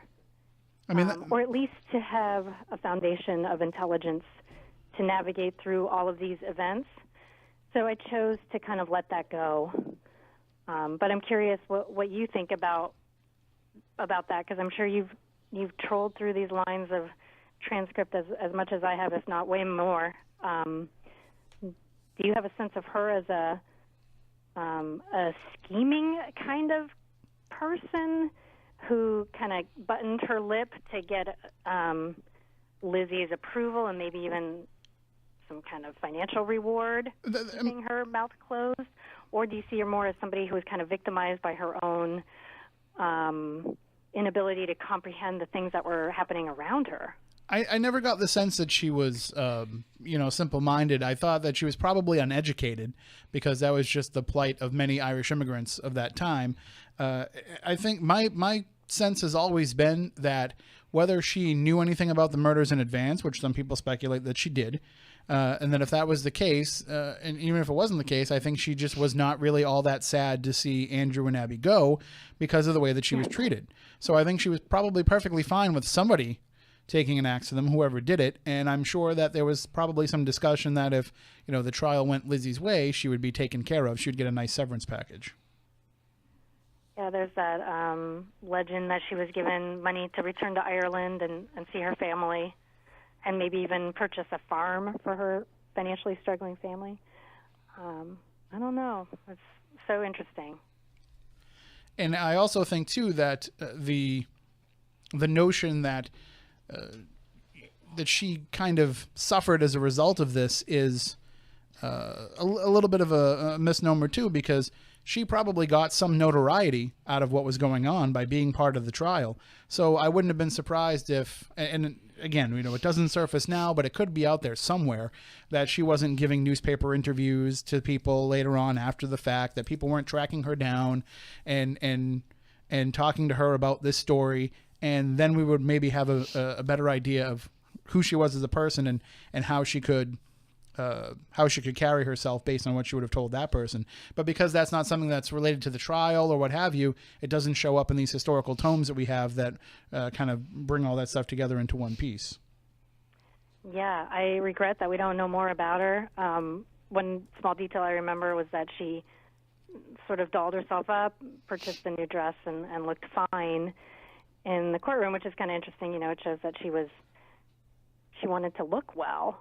And one of the saddest parts of the transcript for me was when the courtroom laughed at her for her brogue. And she was talking about the keys that Mr. Borden left on the mantelpiece, but she was pronouncing it case, like case on the shelf. And the attorney said, "What case? What are you talking about?" She said, "No, sir, the case." And everybody laughed when they realized she was saying keys, not case, like a briefcase or something. And I just think, like, gosh, for her socioeconomic status, to be laughed at by and ridiculed by everybody in that courtroom must have just felt so humiliating. And then the other thing about the maids that I'm really wishing people had, in 1892 and in 1893 had followed up on was the previous maid, Maggie. Why was she not questioned and interviewed? Because she left the house, and in fact, she had such an impact on the Borden girls or the Borden women, I should say, that they called Bridget Maggie, the previous maid's name. There was clearly something to Maggie's influence in that house, but maybe would dearly love to know more about her and why she left. Maybe that was the case, but maybe that was also just as a way to disrespect Bridget, to say, you matter so little to us, we're not even going to bother to learn your name. We're just going to call you by the name of the previous maid because we already learned her name, and why learn a new name? You're just the help. Right, you're interchangeable. Yeah, that could have been a big part of it, especially, knowing Andrew and the way that he was, how ruthless he was in business dealings. I wouldn't be surprised if, that's the way that he was with his help as well, that he could say, I could easily get somebody else in here to do the same thing if you don't want to just do it the way that we're going to do it. Yeah, I read somewhere that Bridget did try several times to quit, and Mrs. Borden always talked her into staying. Well, I mean, it's just tragic. It's probably a cushy gig if you're going to be a maid, because most of the maids that were working, I would assume, were working in much larger houses. You have this guy who is very well off, who chooses to live in this smaller house and not to have indoor plumbing and all this stuff. Even though he could have had it, he just chose to live more frugally. So if you're going to be a maid, I mean, I don't want to say you have it made because that's a terrible pun, but it's a little bit easier to be cleaning that house as opposed to one that would be twice the size. And totally. And in fact, the women of the house did their own straightening of their own chambers, so her work was much less than it could have been. On the other hand, she had to serve each meal separately to the Borden women and then Mr. and Mrs. Borden. So for each meal, she was serve and clear, which doubled her work with meal serving. And the other thing about it, too, is that if you are her and you are dealing with all of the stuff that's going on, I mean, again, you'd have to look and see how savvy she was, and you'd have to know a little bit more about her as a person, but she could have easily been, even though all this stuff is what we know about her, she could have been living the life of Riley to some degree by playing them off of each other. Because she was probably the one that they went to and complained about the other one, because she's just background noise and she's never going to say anything to anybody else. So all this drama that was going on amongst the family members, she was privy to all that and probably asked for, what she thought about things, and could use that way to, use all that information to manipulate herself into a slightly better position. Yeah, maybe so. And she could also threaten blackmail because she was gossiping with the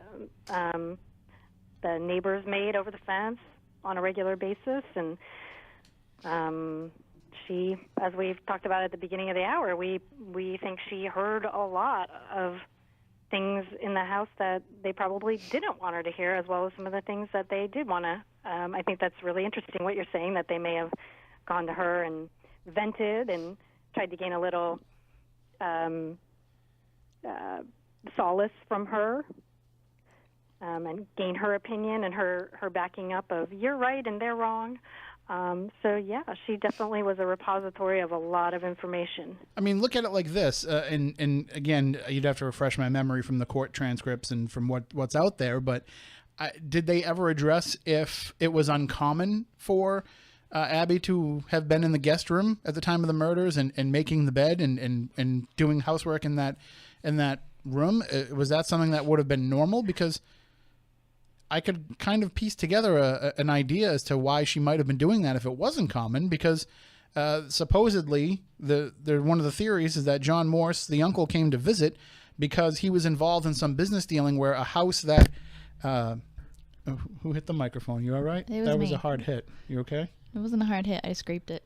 Oh, it sounded like... I didn't even feel it. It sounded just like felt you hit it hard. No. So there's the idea that he was coming to help with a business dealing where there was a piece of property that Emma and Lizzie thought they were getting to be like their little moneymaker for themselves, and they find out that it's going to Abby instead. Is this something that Bridget was privy to? And she said, well, if you don't want me to go tell the girls about what's going on, you go make the beds. love that. It's That's possible. Great. I had not heard that theory that Bridget should have been the one putting the pillowcases on the guest room bed, and that she might have put her feet up and said, "Well, you go do it." But telling her to do that because it puts her in that room at that time, Yes. that could be part of it as well. Yeah, I could see that. And apparently John Moore showed up with little to no notice and without a suitcase. And I had also heard that he was occasioned to sleep in the third floor, that second bedroom up there next to Bridget's. So I'm unclear why he would choose to use the room that they had been using as a sewing room, as opposed to the bonus room on the third floor. I was under the impression. So many questions and so few answers and a lot of conjecture. I was under the impression that third floor, with the exception at the time of the murders, with the exception of Bridget's room, that the rest of it was all storage area. Yeah, I think the main floor print of the house was storage. So I know he slept there sometimes, but maybe that was only because the guest room was now a crime scene. I would have to go back and double check that. Yeah, you may be right that he was only there in that second bedroom because of, which is now the bathroom. And in fact, those strange cabinets in that bathroom date to its being a chamber rather than a bathroom. I didn't even think about that being a room. That completely went out of my head. That might have been a room at that time, or it probably was a room at that time. I'm like, but that's right next to the bathroom. I'm thinking in like 2017 spatially. You don't get a shower in 1892. Right. My favorite part of that room is the little crawl space, and I always ask Leanne if I can crawl in there, and she's like, no, I just have like toilet paper and stuff in there. You don't need to go in there. Why not? Like, I just want to crawl around in the little crawl space room. But I opened up all those cupboards. I was like, this is just creepy. It just feels weird. Oh yeah, I mean, there's just something about that house where every step that you take, you feel like something's watching you over your shoulder. And then, speaking of bathrooms, so the second floor bathroom, that was created for the guest rooms of the B&B, that was, the clothes press, the famous place where the investigating officers just only searched it to see if there was like a hidden man in there, but they didn't take a look at the gowns to see if a blood-stained garment was hanging up there. And I noticed on the tour there was no mention of the clothes press having been there. I think that's a pretty fascinating little room that was completely overlooked and, to the detriment of the case, I think. Well, I certainly encourage everybody to pick up The Murderer's Maid, and again, you can get it wherever books are sold and online, and it will be right as you walk into Barnes & Noble coming up in January. But I encourage everybody to get the book so they can see, your fleshing out of the character of Bridget, to see how you connect the two stories, and to get some of your impressions and thoughts on who she was as a person. But you also said that you have something else in the works as well. Yeah, I have a book called House of Belliver, and it's a literary ghost story. It's set in an actual, like a fictionalized version of an actual house museum in Oakland, California. And in fact, when I spoke about doing an event in Oakland, it was in the coach house of that home. It's the home of a former California governor at the turn of the century, and it's known to be a haunted home. And it's a time capsule, because the governor's daughters lived into very old age without marrying, and they kept everything in the house the way it was. So it's really a house museum of preserved Victoriana. And so I created a novel sort of based on that home, but I changed the name and changed a lot of details. And it's just, that is a home that has, for me, it actually felt way more resonant with energy than the Lizzie Borden house did. So you should hop on a plane, Tim, and come out. It's a really intriguing house. So that novel is called House of Belliver, and it's sort of a reimagining of how the governor's son may have died in the 1800s, and then the current museum staff sees ghosts on the property, and they start to... I have a goth character who shows up to be a docent, and she starts to put together facts to figure out what happened to the governor's son all those centuries ago. And when will that be out? Or are you still? That's out now. I uploaded that to Amazon. It's a Amazon-only ebook. Oh, excellent. So people can grab that right now if they're listening. They could. All right. Well, I'm glad that we finally were able to get you on the show, Erica, and then we look forward to talking with you again. And like I said, it's a real pleasure to talk to somebody who's so into Lizzie Borden and the story. Thank you so much. We only scratched the surface, and if you come back out this way again, let us know so that we can meet up and we'll introduce you to some of those ghosts over there. Ooh, I would love that. All right. Thank you so much. All right. Thank you so much, and we will talk to you soon. All right. Thanks, Tim. Good Have night. a good night. That is Erica Mailman. Again, you can pick up the book pretty much anywhere that books are sold. It is called The Murderer's Maid, a Lizzie Borden novel, and I highly recommend it. It's like I said, it's a beautiful book. So I'll put it right there and try not to spill my soda on it. So we've all been. You've been to Lizzie Borden's, right? Yes, several times. Have I ever been there with you? Have we ever been No. there together? Yeah, well, we were there when a film was showed, but neither of us were in the house when they were filmed. Or at least I wasn't at the same point as you. And, yeah, we both filmed there, but Yeah. we didn't show up at the same time. Right. So we'll have to get over there and check it out sometime together. That would be awesome. Like I said, I've been there a few times. I've been there with a friends group that we have a mutual friend, Big Jim Jones, and he invited me. He rented the house out for 2 nights, and we went there. And with all the times that I've been there, I've never really had a substantial experience that's jumped out. I mean, I've had a couple of weird things happen, but nothing substantial that makes me, go, oh my God, it's, got to be this or got to be that. And we've investigated other places together and had some pretty strange experiences. Yes. So I can only imagine what would happen when we were there at the Lizzie Borden It would house. be interesting. Knowing what our track record seems to be. And of course, your next time being at the Lizzie Borden, I will be away down in, where am I going to be staying? New Jersey. New Jersey. That's You're it. welcome.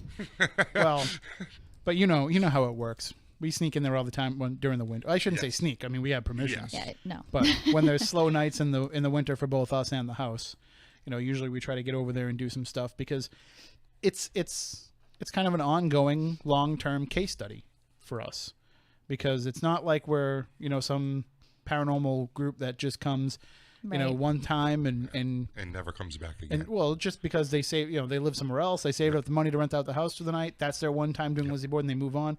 We have the access to it all the time, so we keep a running diary of everything that's going on there. Right. We have a great relationship with the owner. She's a great friend of ours, and I enjoy going. I enjoy doing our events, but I really enjoy when the house is completely quiet and nobody else is there. I like if I go over and get a Vizzoni's pizza, I just go over there and eat it. We know how you feel about the pizza.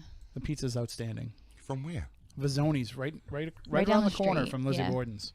You have to drive by it in order to get there. I don't think I've ever been able to sit down and enjoy the pizza. I think I've always just shoved it in as fast as possible and started. Well, listen, I've had time and I just shove it in my mouth because it's just that good.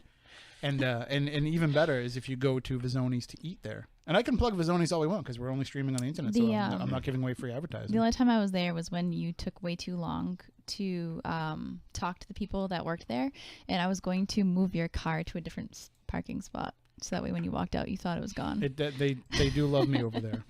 Yep. We're some of their best customers, and we tell everybody, Right. like anybody that says I'm having an event at Lizzie Borden's, Right. I will send them a message, like on Facebook or whatever, and I'll over there say, and eat. if you're gonna order food, make sure you get Vizzoni's Yeah. pizza, because I like to just keep throwing that guy the business because he's local and he gives everybody a great discount, and it's really good pizza. That's hysterical. So anyway, speaking of pizza, which we usually have at paranormal events, Yes. let's get into this topic a little bit, because for those of you who are not familiar, and we've had John on quite a bit in recent months as he has been putting his new business together, and now Bright Star Promotions is in full swing. He represents certain talent, both in the paranormal field and out of the paranormal field. Yes. But he is also, John, pay attention to our cameras more than hers. We have Spooky TV takes precedence. Which one is even pointing No, at if he him? has to move, we'll just move. No, we'll this move. one is. Yeah, we can just move it. Oh. I'm just. You can still see him. if I'm he just moves giving over. him crap. I'm just giving You him are crap. ridiculous. So He's jealous. I'm not jealous. I can go on Facebook Live and blow you guys away right now. I tagged How you. can you be jealous? Look at the beard. Stop it. So the talent portion is that you represent this talent and you book them into conventions, you book them into different types of events. You basically find them the gigs that they are using for their income. You are the intermediary between them and the event organizers, which is something you've been doing for a long time. Yes. It's something that's new under this banner. Yes. But you have been doing for many years just without any kind of formal... For friends, right. Referring, because I've been around for a while and I've met a lot of great owners of conventions, events. So if somebody calls me and says, hey, you know what, do you know this person? Can you get them? I'm trying to have them for my event. Absolutely. I'm going to, work the deal for them. And this is before I even put Bright Star Promotions out there. So it's nothing new to me. It's just under a new title to do it the correct way. And the other part of it is that you also have been putting together events, because that is also something that you've been doing for a long time, just not under this banner, where you were running tours in the Bridgewater and the Freetown State Forest, and you've done other events that you've been helping out with and kind of doing stuff behind the scenes. So that was... when you were putting together Bright Star, that was something that you wanted to put under that umbrella, was having more paranormal events. Absolutely. And the problem with that is that and a lot of people don't understand this, because Spooky South Coast puts on events. Legend Trips, which is currently on hiatus because of Jeff's schedule, we put on events as well. And it's very confusing to a lot of people who's doing what, especially when a lot of the guests that are at these events will do multiple events. If they don't have their own company banner, they'll go out and they'll do a lot of other events. Pretty much the way that it goes is, if somebody wants to have me come and do one of their events and we can make everything work out financially, because, time is money for people and travel expenses and all that if it works out, I'll go do it. That doesn't mean that I'm not going to run my own events, but it also gives me a chance to go out and meet new people and go to places I wouldn't have normally gone to.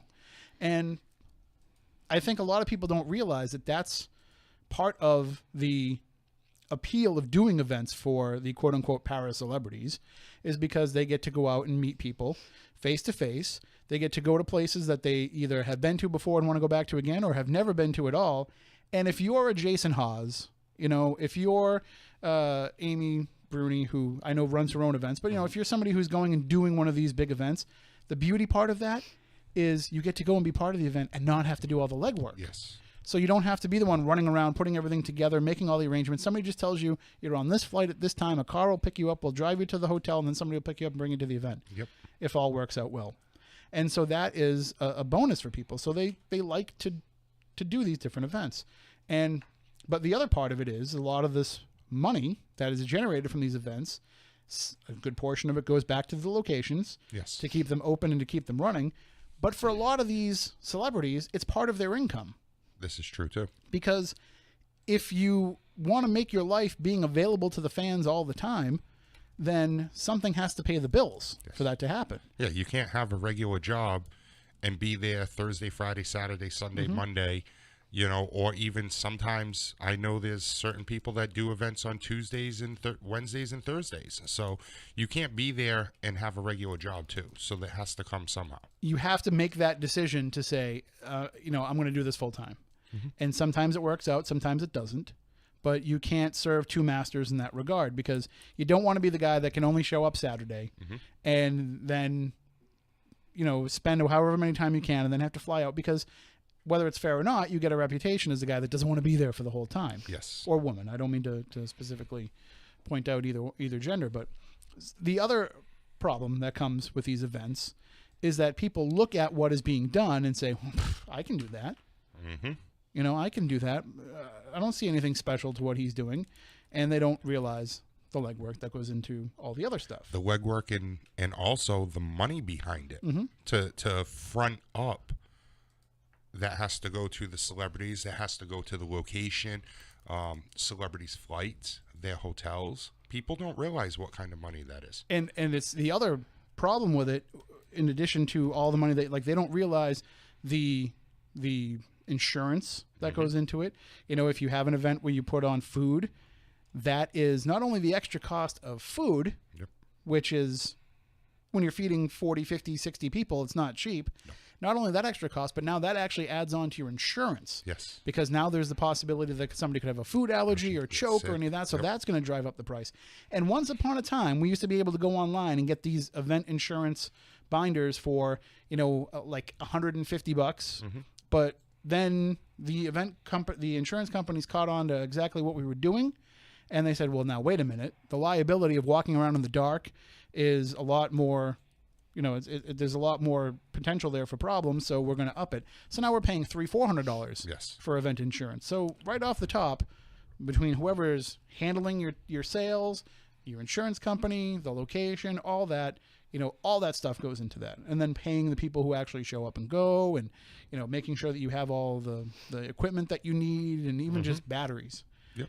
Things like that. People don't take all that into account. But anyway, so what happened recently is it's fair to say the biggest company for putting on these events just ran into some major problems. Yes. I would definitely say that by far they were the biggest and the longest running for quite some time, with the biggest celebrity names that would be for the paranormal field that would be at their events. Because they came out, more than 10 years ago? Yes, I believe it was somewhere around 2001, 2002 when they did the first event. So they were doing events before Ghost Hunters was even on TV. When was 2004 was Ghost Hunters. Okay, then 2005 would have been their first event. That's when I first heard of Ideal. Yes. Was probably because I know that the Ghost Hunters guys tried to do their own events for a while under their own banner, and that's how I first started talking with Amy way back then when she used to run events for them. And this was just an easier format for them because with their schedule they couldn't put together the events and go through all that. But ever since then, if you see these big events where it's Jason Hawes, Steve Gonzalez, Dave Tango, all the big stars, Chris Williams was doing them, Grant was doing them, and you see all these big names doing them, it was probably run by Ideal. At one point in time, it definitely was. If you've seen any paranormal events from, we'll say 2005 up until about 2016, 16, it was run by them for the most part, with all the big names. Every once in a while you'd find a smaller event company that might pop in one of the big names and, just to have somebody there. But for the most part, it was them. And when they were doing these events, they were going all over the place. And back then, the prices were a lot higher. I mean, the prices have gone down because instead of having 5 or 6 people at an event, they would have 2 or 3. But, the ticket prices were very high, and people would always say it's a different experience than what maybe Spooky South Coast or Legend Trips or groups like that are offering, where when we do an event, we say we don't want to bring a bunch of celebrities. We want people to focus on the location and just have a good time investigating, and which is fine. That's just our preferred method of doing it. But with Ideal events, there was very much that hanging out with a celebrity, meet and greet, get an autograph aspect as much as it was also an investigation. Yes. And so, long story short, the person who was running Ideal got into some financial trouble. Just a little bit. You can say that, just a little. Well, listen, if there's legalities involved and everything, we have to say that everything is kind of, I guess we can say a good portion of the stuff is alleged at this point, but at the same time, you are also on the inside and you are involved with some of the clients and the locations and the events that have gone on. So you actually know the whole story as well. But I mean, when it comes to a point that you have clients, locations, and other events that would contract clients through this company, through Ideal Event, and they come to you and tell you, this is how much is owed, this is what's owed, this is how much he screwed us up for, he didn't pay us for this, he didn't refund us on this person. That's pretty crazy when you start hearing it from multiple locations. I was contacting locations just recently to book for our events for Bright Star Promotions, and as I'm talking to one of them, they're telling me, oh, he's owed us for 3 past events. Then he just booked one and decided to disappear and take everybody's money from that event, and the event hasn't even happened yet, and left those people all hanging. And that's problematic because a lot of these locations I mean, there was a good amount of them that really only worked with them. Yes, and there's a good amount of them that, believe it or not, besides the average, tour revenue that might come in from the daily people that show up, they actually relied on doing 2 events or 3 events a year because the money is pretty substantial. Right. Certain places do charge $2,000 or $3,000. I mean, I know that a very, very historical location, very, very haunted, one of the most haunted ones out there, is almost $5,000 a day to rent it for a paranormal event. When you do that 4 times a year, that's $20,000 for them. Right. And, let's just say you pay a part-time security guard to patrol the place at night. Well, those events are paying for your security all year. Yep. And one of the issues that comes about from this is if they are a location that only works with this one company, they're going to be gun shy now about working with another company. Yes. Or even if they are somebody that has worked with others in the past, this is going to kind of make them reevaluate what it is that's going on. So just the fact that this happened, first of all, hurts not only the people who have been purchasing tickets to the events, not only the people who are owed money, but it's also hurt the reputation of everybody else that might have never even stepped foot into that place yet. Absolutely. I've, again, because of doing this for so long, I've gotten to know quite a few of the owners of the locations, and reaching out to some of them, they said, John, we don't have a problem with you, but we are a little gun shy on doing any more events. We don't know if we want to do it because of what's happened. And that really sucks for everybody all the way around, not just for me, for anybody that wants to even go and investigate the place or maybe put on a smaller event, than what I would do. It's not good for them either because, now this ruined everybody's chances of getting into these great locations. And we can talk about this because they put it out on social media.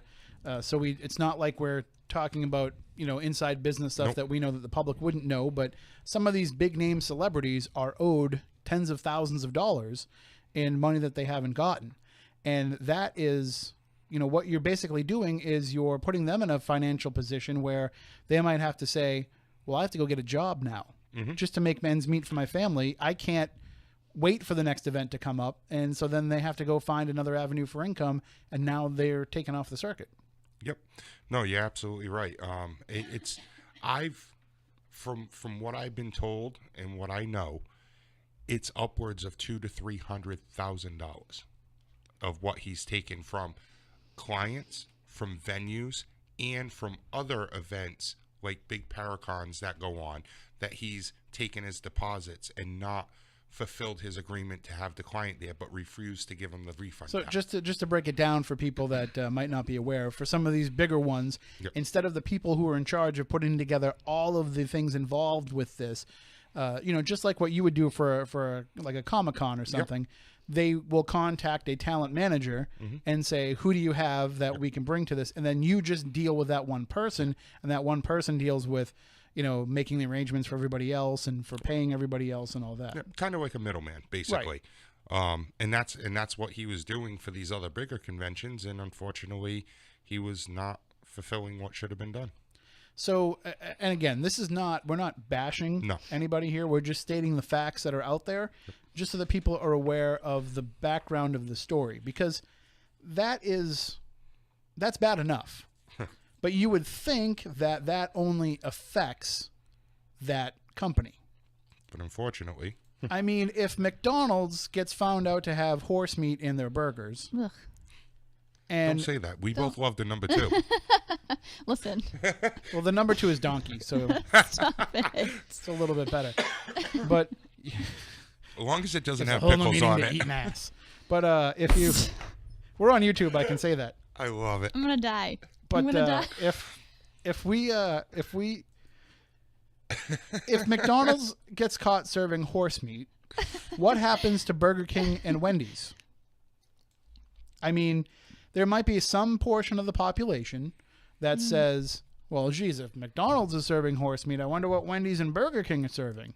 But there'll also be a good portion of the public that will say, I'm not going to McDonald's anymore, but I'm still going to go get fast food, so now I'm going to go to Wendy's or Burger King. So it will actually increase their sales.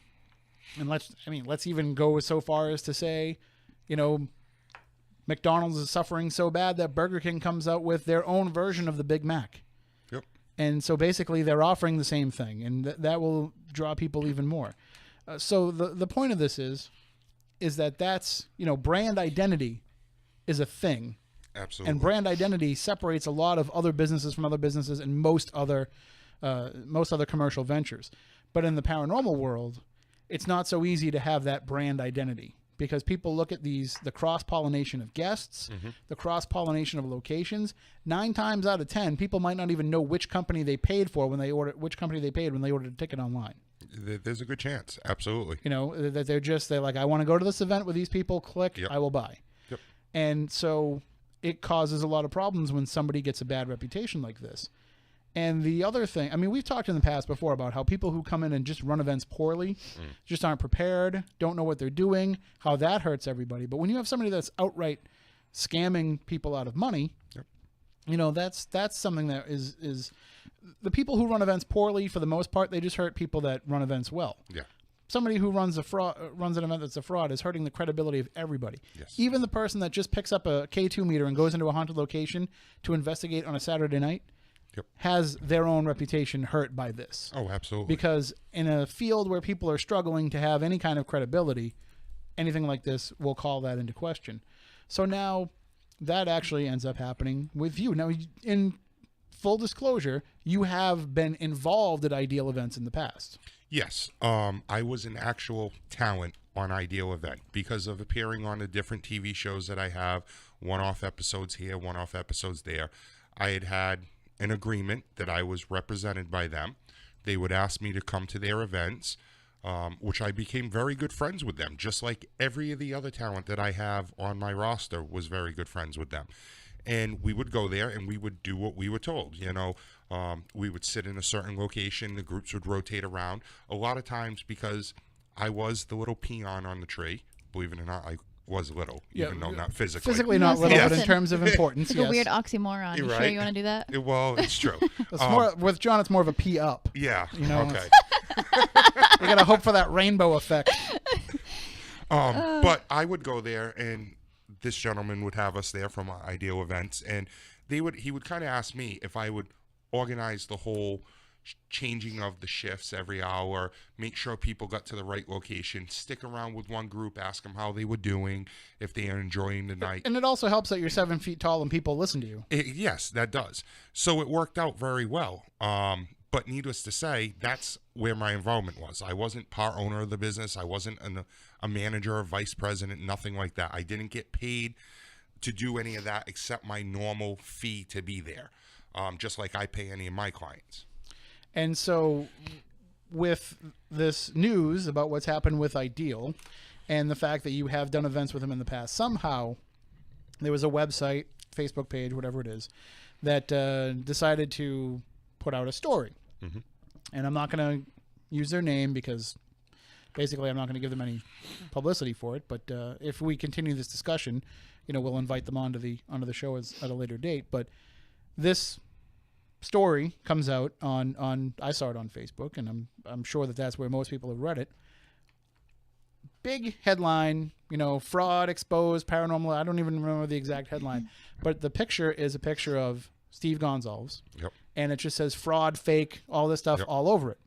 So as a journalist myself, that is immediately problematic because, see, if I write a story about a guy that gets pulled over for drunk driving, my boss in the newsroom, the news director, will not allow me to just use a generic, stock photo of somebody getting pulled over by a police officer and use that as a featured image on our website. Because he will say, people will think that that's the person that got pulled over, and that's not accurate. Yep. There's got to be, you have to be able to look at that picture and say, this is definitely related to the story, or look at it and say, that's just a generic photo. Mm-hmm. And I feel like this image was created in a way that it was implicating that Steve was the fake. And that, I think it was done intentionally to hurt Steve. I mean, if Along people are with just everybody scrolling through, Yep. they're seeing Steve In a Gonsalves world fake. full of clickbait right now, Mm-hmm. that's exactly what the author of this particular article was trying to accomplish. Yep. So that from the beginning is problematic. You read the story, which is poorly written, of course. And then, listen, if you're going to take shots at somebody, at least run your story through goddamn spell check first. It might make you look a little bit more intelligent. People were actually commenting that in the post. I love seeing it. It was funny. I like the grammar police. They're my favorite. You can't go after somebody if you don't have all your ducks in a row first. But the other problem with it is when you read the story, a lot of it's just rehashing what the Kling brothers wrote and kind of just sharing the story that everybody knows. The story itself, the way that I read it, did not bring your name into it. I did not realize at the time that I had read something that had already been edited, and that originally the story did try to say that your business, Bright Star Promotions, was just Ideal under a different name. Yes. Basically, that's what they did. They said that the gentleman that owned Ideal his website had disappeared, his Facebook page, all his information had disappeared, and that he was now working with me trying to run Bright Star Promotion under the new name instead of running it under Ideal, so that way we could scam them. And then also went on to scream and complain about 10 other things. It's crazy. I have nothing to do with Ideal anymore. I left them in 2015. I started this business in 2016. He continued to do business up until the week before Halloween. That's when I broke this story. I was one of the ones that was not hiding anything, not working anything out, out to do anything except help people. When I found out about it, it was because I was trying to get payment for 2 of my clients that he hired from me to do an event. After chasing him down, getting other people involved, I finally received a payment, and it did actually go through. That's when I was told that there was no more money, that nobody else could get paid, because now I'm trying to help out collect money for other clients of mine. Right, because you were able to make the contact. Exactly. Even though I wasn't booking them and I didn't handle it, I was trying to get payment for them people, and that's when I was told that there was nothing left, that all the money was gone. So then I reached out to my clients and I told them. So I was warning everybody ahead of time, and then it all came crashing down 2 weeks later that everything that I was warning these people about was 100% true. And you get roped into this here. And what bothered me about what was going on is there was definitely some untruths in some of the comments that were being posted under the story that were unfairly attacking you and your business. And by the way, if you are going to these events because you want to hang out with people like Jason Hawes and Amy Bruni, then wouldn't you want to listen to Amy Bruni and Jason Hawes when they're actually defending John and telling you the truth? Yeah. But instead, people are still fighting it, and basically what they're trying to, and I could tell, because you can tell when a comment is a plant. My God! You can tell when a comment is just trolling, and that's what I was noticing, is that this stuff was kind of getting directed at you, and the story shouldn't be about you. No. It should be about what Ideal did to people and warning people about that. I don't know why your name had to get brought into it once you were told, once you informed them that this is not the case. I have nothing to do with any of this. Let me state that first and foremost. Yes, I am represented by Bright Star Promotions, but I was never represented by Ideal Event Management, but I do know people that were. A lot of my friends got hurt bad.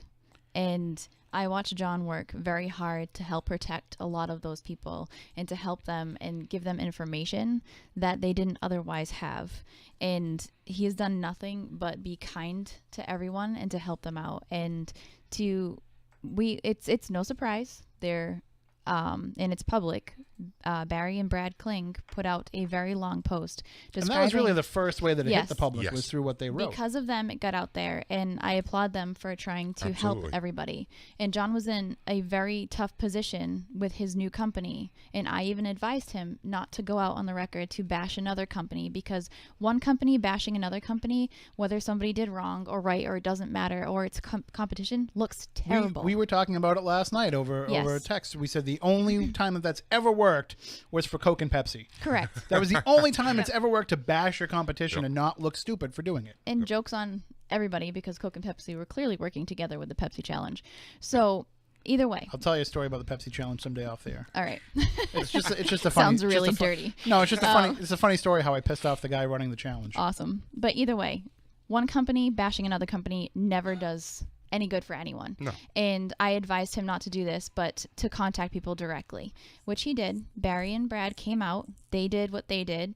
It was very extensive with inside knowledge. Which is their right to do so. Oh, absolutely. Especially because they were screwed. Mm-hmm. Oh my God, yes. So that was already out in the public for weeks. There was no reason for this article to come out and to do what it did or to say what it said, because it was already out there from 2 para-celebrities, not from a ghostwriter on a fake website. And all that article did, in my personal opinion, and many other people that I've spoken to, was to target John and to target his company because he is competition for somebody else. Well, and that's where things get really interesting, because if you go through this website or this Facebook page, what have you, and you see what they've been reporting on, and I use reporting loosely, so there's this story that's bashing Ideal and in a roundabout way bashing Bright Star Promotions as well. And then just a couple of posts prior to that is a puff piece for another company, which also, by the way, it's $1 million company, didn't you know? Multi-million. It reads like a press release more than it Yes. does any kind of objective story. But hey, I'm not making any kind of judgment about this business. I don't know anything about them. I don't know how they run their operation. People that I know that have gone on their events have said that they are wonderful events. People that I'm friends with have worked their events, and so I'm not bashing them in any way. I'm saying that it takes the credibility out of the writer that's putting out this information about John if there's some sort of a relationship with this other organization.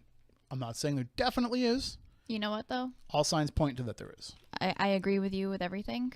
That I don't, I have nothing against anybody else. You've never done me wrong, then absolutely.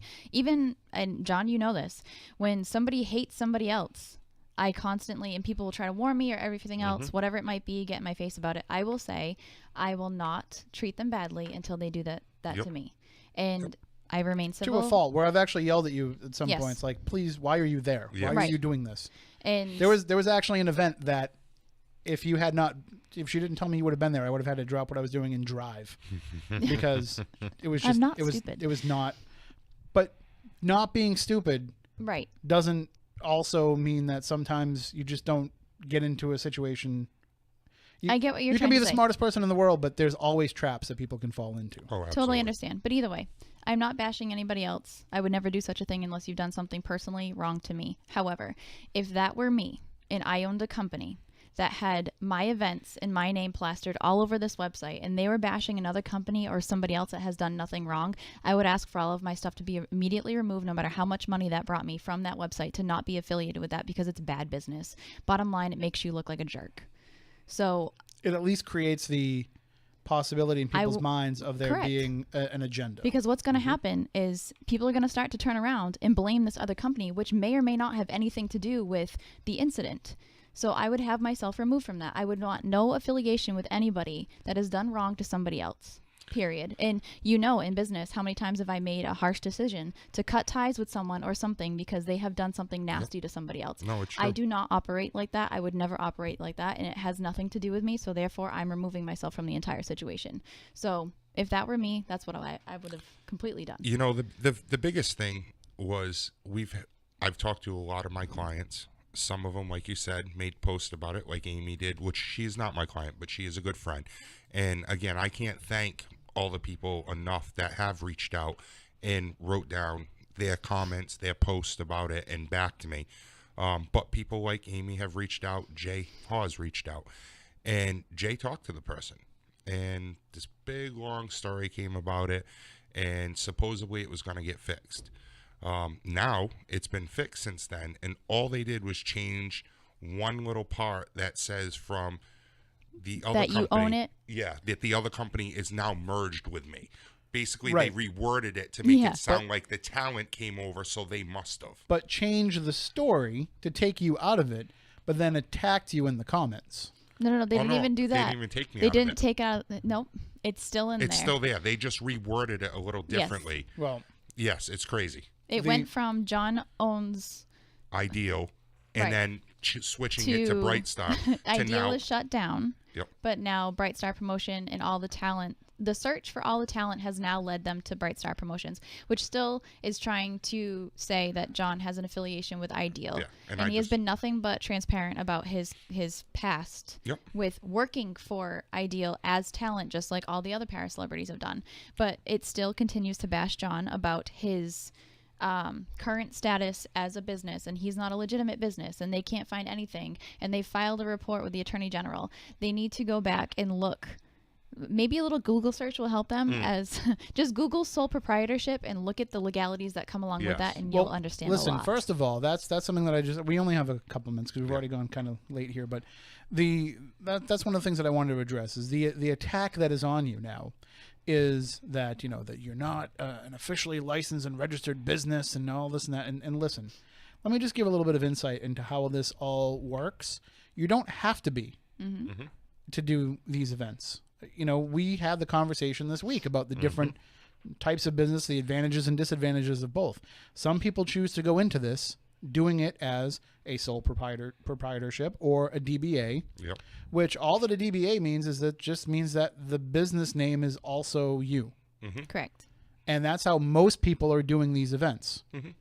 Some people want to go the extra step because if they form an LLC or if they incorporate, it gives you a little bit more protection, and especially in terms of taxes and in terms of if anything happens at an event and somebody can't sue you personally and they can only sue your company, so it's only your company's assets that are attacked and not your personal. There's all these different things that are involved in it. But basically, when Joe Schmo Paranormal Group decides they're going to go put on a haunted event and they charge people $60, $70, $80, $100 a ticket, they're not an incorporated business. No. They're not an LLC. They're doing it under their own name. Yep. And if they're doing it right, they're filing all the tax paperwork as it being extra income and all that, and they're buying the insurance and what have you. But there's nothing that says that you have to do that. And the reason why you're not going to see any kind of a business filing for John if he's doing it as a sole proprietorship or as a DBA is because that would be his social security number that it would be under, not a tax ID. You don't have a tax ID when you're a sole proprietor until you form an LLC or, you can request one if you want one, but for the most part, you're doing it under your own social security number, which is not going to be posted because then anybody can steal your identity. Yes. So the intelligence level of people out there truly it was just, and you know what the funny thing is, somebody actually posted that in the comment, do you know what a sole proprietor is? And they came back, it doesn't matter, he's not listed. Well, obviously you must not know then what a sole proprietor is, right? It just it gets me. So, and that's where my mind is just blown by this, because you're cherry picking the facts that you want that support your argument, and it just seems like it's a coordinated attack. Of course it is. All the comments that are planted. Amy Bruni didn't have to go out of her way to protect or defend another event company, but she did because she did what's right, and because Amy knows that Bright Star Promotions and their events is not competition for Strange Escapes. No. It's not, because you're offering a different experience and something different, and people choose what it is that they want to do. And we all know some of the each talent, other. right? Everybody is friends first and foremost, and some of the talent from Strange Escapes and Bright Star overlap. Yes. And never once has either company looked at each other as competition. No. If anything, they're supportive to each other. So, and that's proven with Amy, putting herself out there, and even with her saying it or Jason Hawes saying it, it didn't matter. It's the name of the website and the Facebook page is copying the likeness that Jason Hawes operates under. Right. And even him putting himself out there defending Bright Star did not matter to these people. They're just it's a coordinated attack, like you said. At some point you back off, right? If that's the case, and the fact that there has been no backing off, there's only two reasons why you don't back off. One is because, like we were saying, it's a coordinated attack, and the other reason is because you just don't want to admit that you're wrong. Correct. And both are wrong. Yep. I'm gonna go with it's the first one. But it doesn't matter. Right. Either way, you're smearing somebody else because you don't want the consequences of either of those outcomes. And it's funny because we all think we've narrowed it down to what it is and who it is. And when I spoke to that person. They basically told me things that I'm not going to repeat here, but they basically told me things that through Messenger that I have saved if it needed to be to come out. They basically told me that I need to stay where I am and they stay where they are, and we won't have problems. All of a sudden, why? Right. It's going to become a territorial Yeah. thing. That's the word that was used. Listen. We do events at places that sometimes we're the only ones that do events there. Correct. We would never keep somebody else from doing an event at that place. No. Not at all. Now, would we No good company would. want to, maybe if it's a place that we've built a relationship with over the years that have come to trust us and they ask us questions about it, would we give them advice and give them kind of some Right. insight? Sure, but I've never told anybody not to host somebody. But that has been done to us many times. I would never do that. Right. I would say to somebody, well, I've never heard of them, so I would be a little weary. And I don't know what to tell you. Right. I would say, Right. For example, John, you did events with this company. There was that company from overseas that all of a sudden was booking 1 million events all over the country and booking all this talent and events that never happened. Yep. They had like 50 events booked, and I think 5 of them actually took place. And, so when people are asking me about these people, I don't even know who it is. Right. Yeah. I just know the name brand. I can't trace back who it goes to. Nope. So, that kind of stuff happens all the time. I never want to hurt somebody from being able to give people an experience right. and to give a location a chance to make money. Right. But at some point, if you do bad business, you kind of have to get called out for doing bad business. And so that's like the only caveat I would put on anything. For the most part, I would always tell anybody, go ahead, do it. I mean, Right. how many people have held events at Waverly Hills? I think Yep. every event company besides us has gone out and done a Waverly Hills event. I'm sure there will be a Bright Star one at some point. I was going to say I haven't yet, but it might be. Right. It might be in the works. The You only never reason know. we haven't done it is because we don't leave New England. Right. But that's a place where, and everybody's able to coexist and go and have their events and no problems.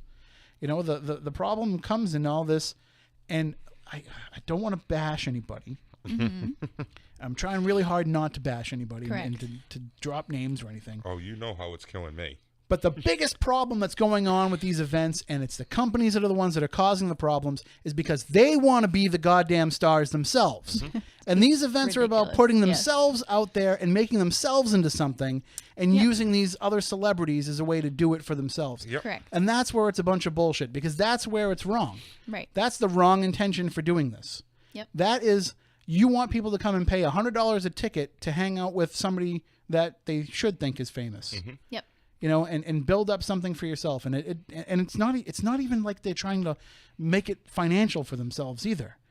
It's No, just they that want the they just attention. want the attention. Yep. And that's Which wrong. is gross. And that's wrong. And you know what? I gotta say, for all of you quote unquote celebrities out there that do this and get involved in these people, you're just as much to blame when shit goes wrong, because you are the ones that allowed your celebrity to make them into something. Correct. You have to be aware of your own brand. You have to know who it is that you are associating yourself with. And it's okay to say, I didn't know. But Right. at some point, it's on you for not doing your homework. That's why you have a guy like John that knows who these people are, that can say good or bad. That can say you couldn't be more correct about that, because let's even take one step away from that. There was an event that Stephanie and Porter were at that I got them booked at in Texas. Literally right beside it, there was a big fight between partners, and the event split up, and the partner that's left decided to do an event. I told clients of mine, do not go to that event. I'm not booking you there. Come to the one that Stephanie and Porter is going to be at. It's much better run. The owner's trustworthy. I got calls that weekend because they went through one of their other agents and got booked there. I got calls that weekend while we were there. I'm headed home. I'm leaving. It's halfway through the convention. They can't afford to pay us. Our food wasn't here. They didn't do this. That's what I'm here for, to know those things and know those people. Listen to me once in a while. I know what I'm talking about. I mean, I can go a step further and say that event was in Texas, and I cannot say enough nice things about He's the actually promoter. in the chat. Yes. Apple's event down in Texas was amazing. She's like, it was really good. Please invite me back. No, I mean, honestly, he and his wife were just amazing people and just so hospitable and kind and generous, and everything was run so smoothly. But that's how it should be. It's not a competition. No. Everybody has their own voice and everybody has their own way of doing things. I'm going to go cover the Patriots game tomorrow. Yep. And there's going to be, 200 different writers that are there covering the same exact game, and we're all going to write a story about it. And I'm not trying to make anybody read my story over somebody else's. Right. You find the stories that you like, you find the voices that you like, you find the experiences that you like, and the people that you connect with. And would we get upset if we have regulars that come to our events? Do we get upset if they go to somebody else's event? No, go have a good time. I mean, do I get upset if, we have an event and it's like the first time that we ever get into a place and the place is really cool, but they had already booked to go to another event that's the same night? It's disappointing. I'm like, that kind of sucks. Yep. But, I never say, well, you're our customer and you should be coming to our event. You're our person, and people get that way. They do. And it just doesn't make any sense. And it's not easy. It's not something anybody can do. So stop everybody thinking that you can. All right, that's just my little commentary on that. But that is, I do think that that's part of the biggest problem, is that people are doing this to get that celebrity rub. Absolutely. And that's exactly why they're doing it. I mean, I talked to you today about somebody like that running an event, and I told him I will never ever book my own stuff ever again, because I just don't want to deal with that side of things. I want to know who I'm dealing with ahead of time. And I want to be able to know that the people that I'm doing business with and that I'm dealing with are, legitimate people, or people that are not out for the fame and fortune. And I think it's a responsibility on the celebrity as well to sit back and think, is it worth the paycheck? To put your name and attach your name to people that are just out there to, run everybody else over, or it doesn't matter about anybody but them. Listen, everybody in this room can say the same thing, but I will say this. I have friends who are celebrities. Mm-hmm. Yes. I have friends who are on TV. And you know what? I don't give a crap that they're on TV. That's not why I'm their friend. Yep. Love you all, but no. That has nothing to do with anything. Right. So if I'm hanging out with you, I'm not trying to get any kind of a rub off you by being associated with you. Yep. And if you can pick up on who's genuine about that, like there's plenty of people who are genuine that just want to work with you and do good things together, that you don't need to deal with these people that are in it for you. I mean, and I guarantee you that those are the people who will be the ones that are kind of imploding, right? And end up with a bad reputation one way or another, because they're not doing it for you and they're not doing it for the customer. They're doing it for themselves. Right. And that's where this stuff tends to fall apart. Like, do I like to make money? Of course. We all like to make money. But choosing where you get it from is the most important thing. But it's not just that either. It's I look at it like this. If I get paid to do a job, I'm paid to do a job. When I go to an event or run an event or a convention or anything like that, I do look at it as a job because I'm getting paid to be there, but I also don't look at it as it being a job in the traditional sense. I look at it as everybody that's walking through that door gave me money. Mm-hmm. And they gave me money for a purpose, and I have to give back to them what they were giving me that money what for. They're expecting. And because of who I am, I like to give them a little bit more than what they might be expecting for that money. So, and that's where it has to be, that's what it has to be about. The minute it becomes about something else and something more, you're going to have problems, because you're going to lose sight of what the ultimate goal should be. I completely agree with you. Mm-hmm. I mean, I spend my time connecting with people that are there to see me. At our events, you and I don't make it through the door because we're constantly talking and having personal conversations with every single person that comes. And for me, that's what it's about when I am signed to go somewhere. And I can speak for myself at least, but I know a lot of the people that I surround myself with are the same way. Now, the critics say, but if they're your friends and you like seeing these people all the time and hang out with them, why do they have to come and buy $100 ticket to be able to do that? Right. We've never forced anybody to buy a ticket. No. We have never. Nope. And, I have a lot of friends. There are people that I go to dinner with regularly that buy tickets to everywhere I go. But at the same time, and this is what I said to a location that we visited this week that we have an event lined up for this year.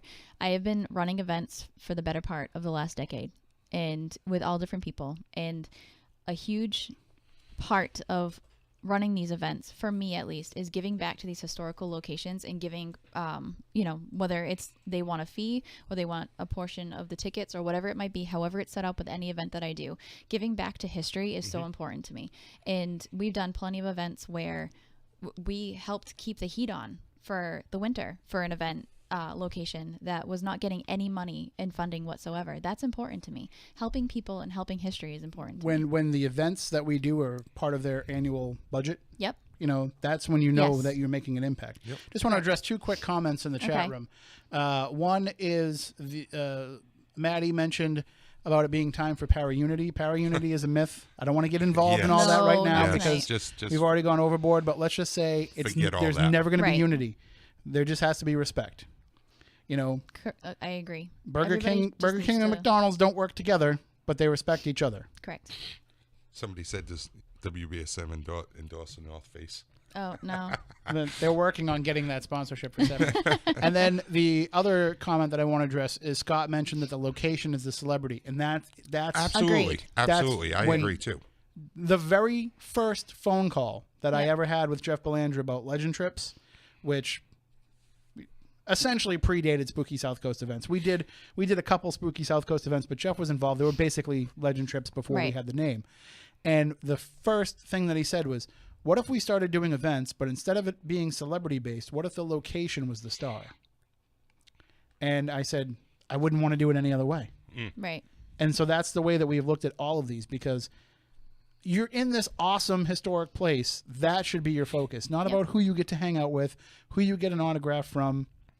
There's going to be a point where any one of these people at some point is going to give you their autograph for free. There's going to be a point in time someday where it's no longer worth $25 to pay somebody to sign something, that you're going to run into them at a Walmart or something and be like, hey, can I get an autograph? Yeah, sure. So you shouldn't be paying $300 to go autograph collecting. You should want to go to these events because you want to be part of the location and what's going on in the investigation. You're absolutely right, and I think you should want to be a part of the location. Yep. But I think a lot of people do also want to meet these people. Which is so fine. I think with The combination of both. the combination of both is what makes it great. I'm saying that you shouldn't feel that way, but I'm saying don't completely invalidate the fact that you are in this. Like, take a Yes. moment to take in where absolutely. Like Well, all that's the what- events that we've set aside, that Bright Star Promotions has set aside for this year, and ones that we will be announcing, are, I would say, half to 3/4 of them are great historical locations. Like the one. But that was, what I had suggested to you when you came to me and Yep. said, this is what I want to do. This is my business plan. I said, let's pick locations that have just had a historical funny value and that need help and need money for restoration. Maddie was just trying to push my button on that para-unity thing. Yeah. Yeah, I figured. Okay. I figured. Because you're like this close to the edge of going off, and that I would was- definitely I was push it. I was definitely walking the edge real fast. You were. Well, you were. I want to wrap it up because we've gone Yeah. overboard here, and so I will just close out by saying that nobody's events are better than anybody else's, Right. Except for ours, and we have some that we want to talk about. Stephanie, you have something coming up. I do. I actually have an event coming up next weekend on December 2nd at the Blackstone River Theater in Cumberland, Rhode Island with Dustin Perry. He'll be doing a special Christmas lecture, and I will be doing a mediumship gallery. So you can go to stephburke.com and get tickets for that, or dustinperry.com. And gosh, I have a lot coming up for the next year, but that's my last one for the year this year. It's a local gallery reading, and people have been asking me for a long time, so make sure you grab your tickets to that before they're gone. And if you've never been to the Blackstone River Theater, it's a great little place. Yep. Plenty of parking, easy to get to. There's a nice little bar down the street too if you want to grab something to eat after the show, after the event. What time are you going till? I believe that is till 10:30 that night. So plenty of time to go out and get a we're drink having afterwards. we're having a Christmas party too, so there's gonna be pie and cookies and all kinds of I'm fun stuff. talking about a grown-up drink. Grown-up drinks. I don't do well with grown-up drinks. No, I didn't invite you. I just said if anybody else Oh wants well, to thank go. you. But no, it's certainly The absolutely. biggest thing is pie and cookies are going to be there. Well, yeah. No, only if you arrive early, because Dustin's also there. Well, that's So, true. That's absolutely How true. much pie can one man eat? You will find out. And then we have a couple of spooky South Coast events. So we announced, speaking of Lizzie Borden tonight, Yep. with our guest Erica Mailman, we actually announced that we are doing an event on March 3rd. It'll be Lizzie's March to Murder 2018. And so we will be back, Stephanie and myself. We're going to do it like we did with the event in September, Yep. with the old school, new school stuff, which had a lot of interesting activity happening. So that means table tipping?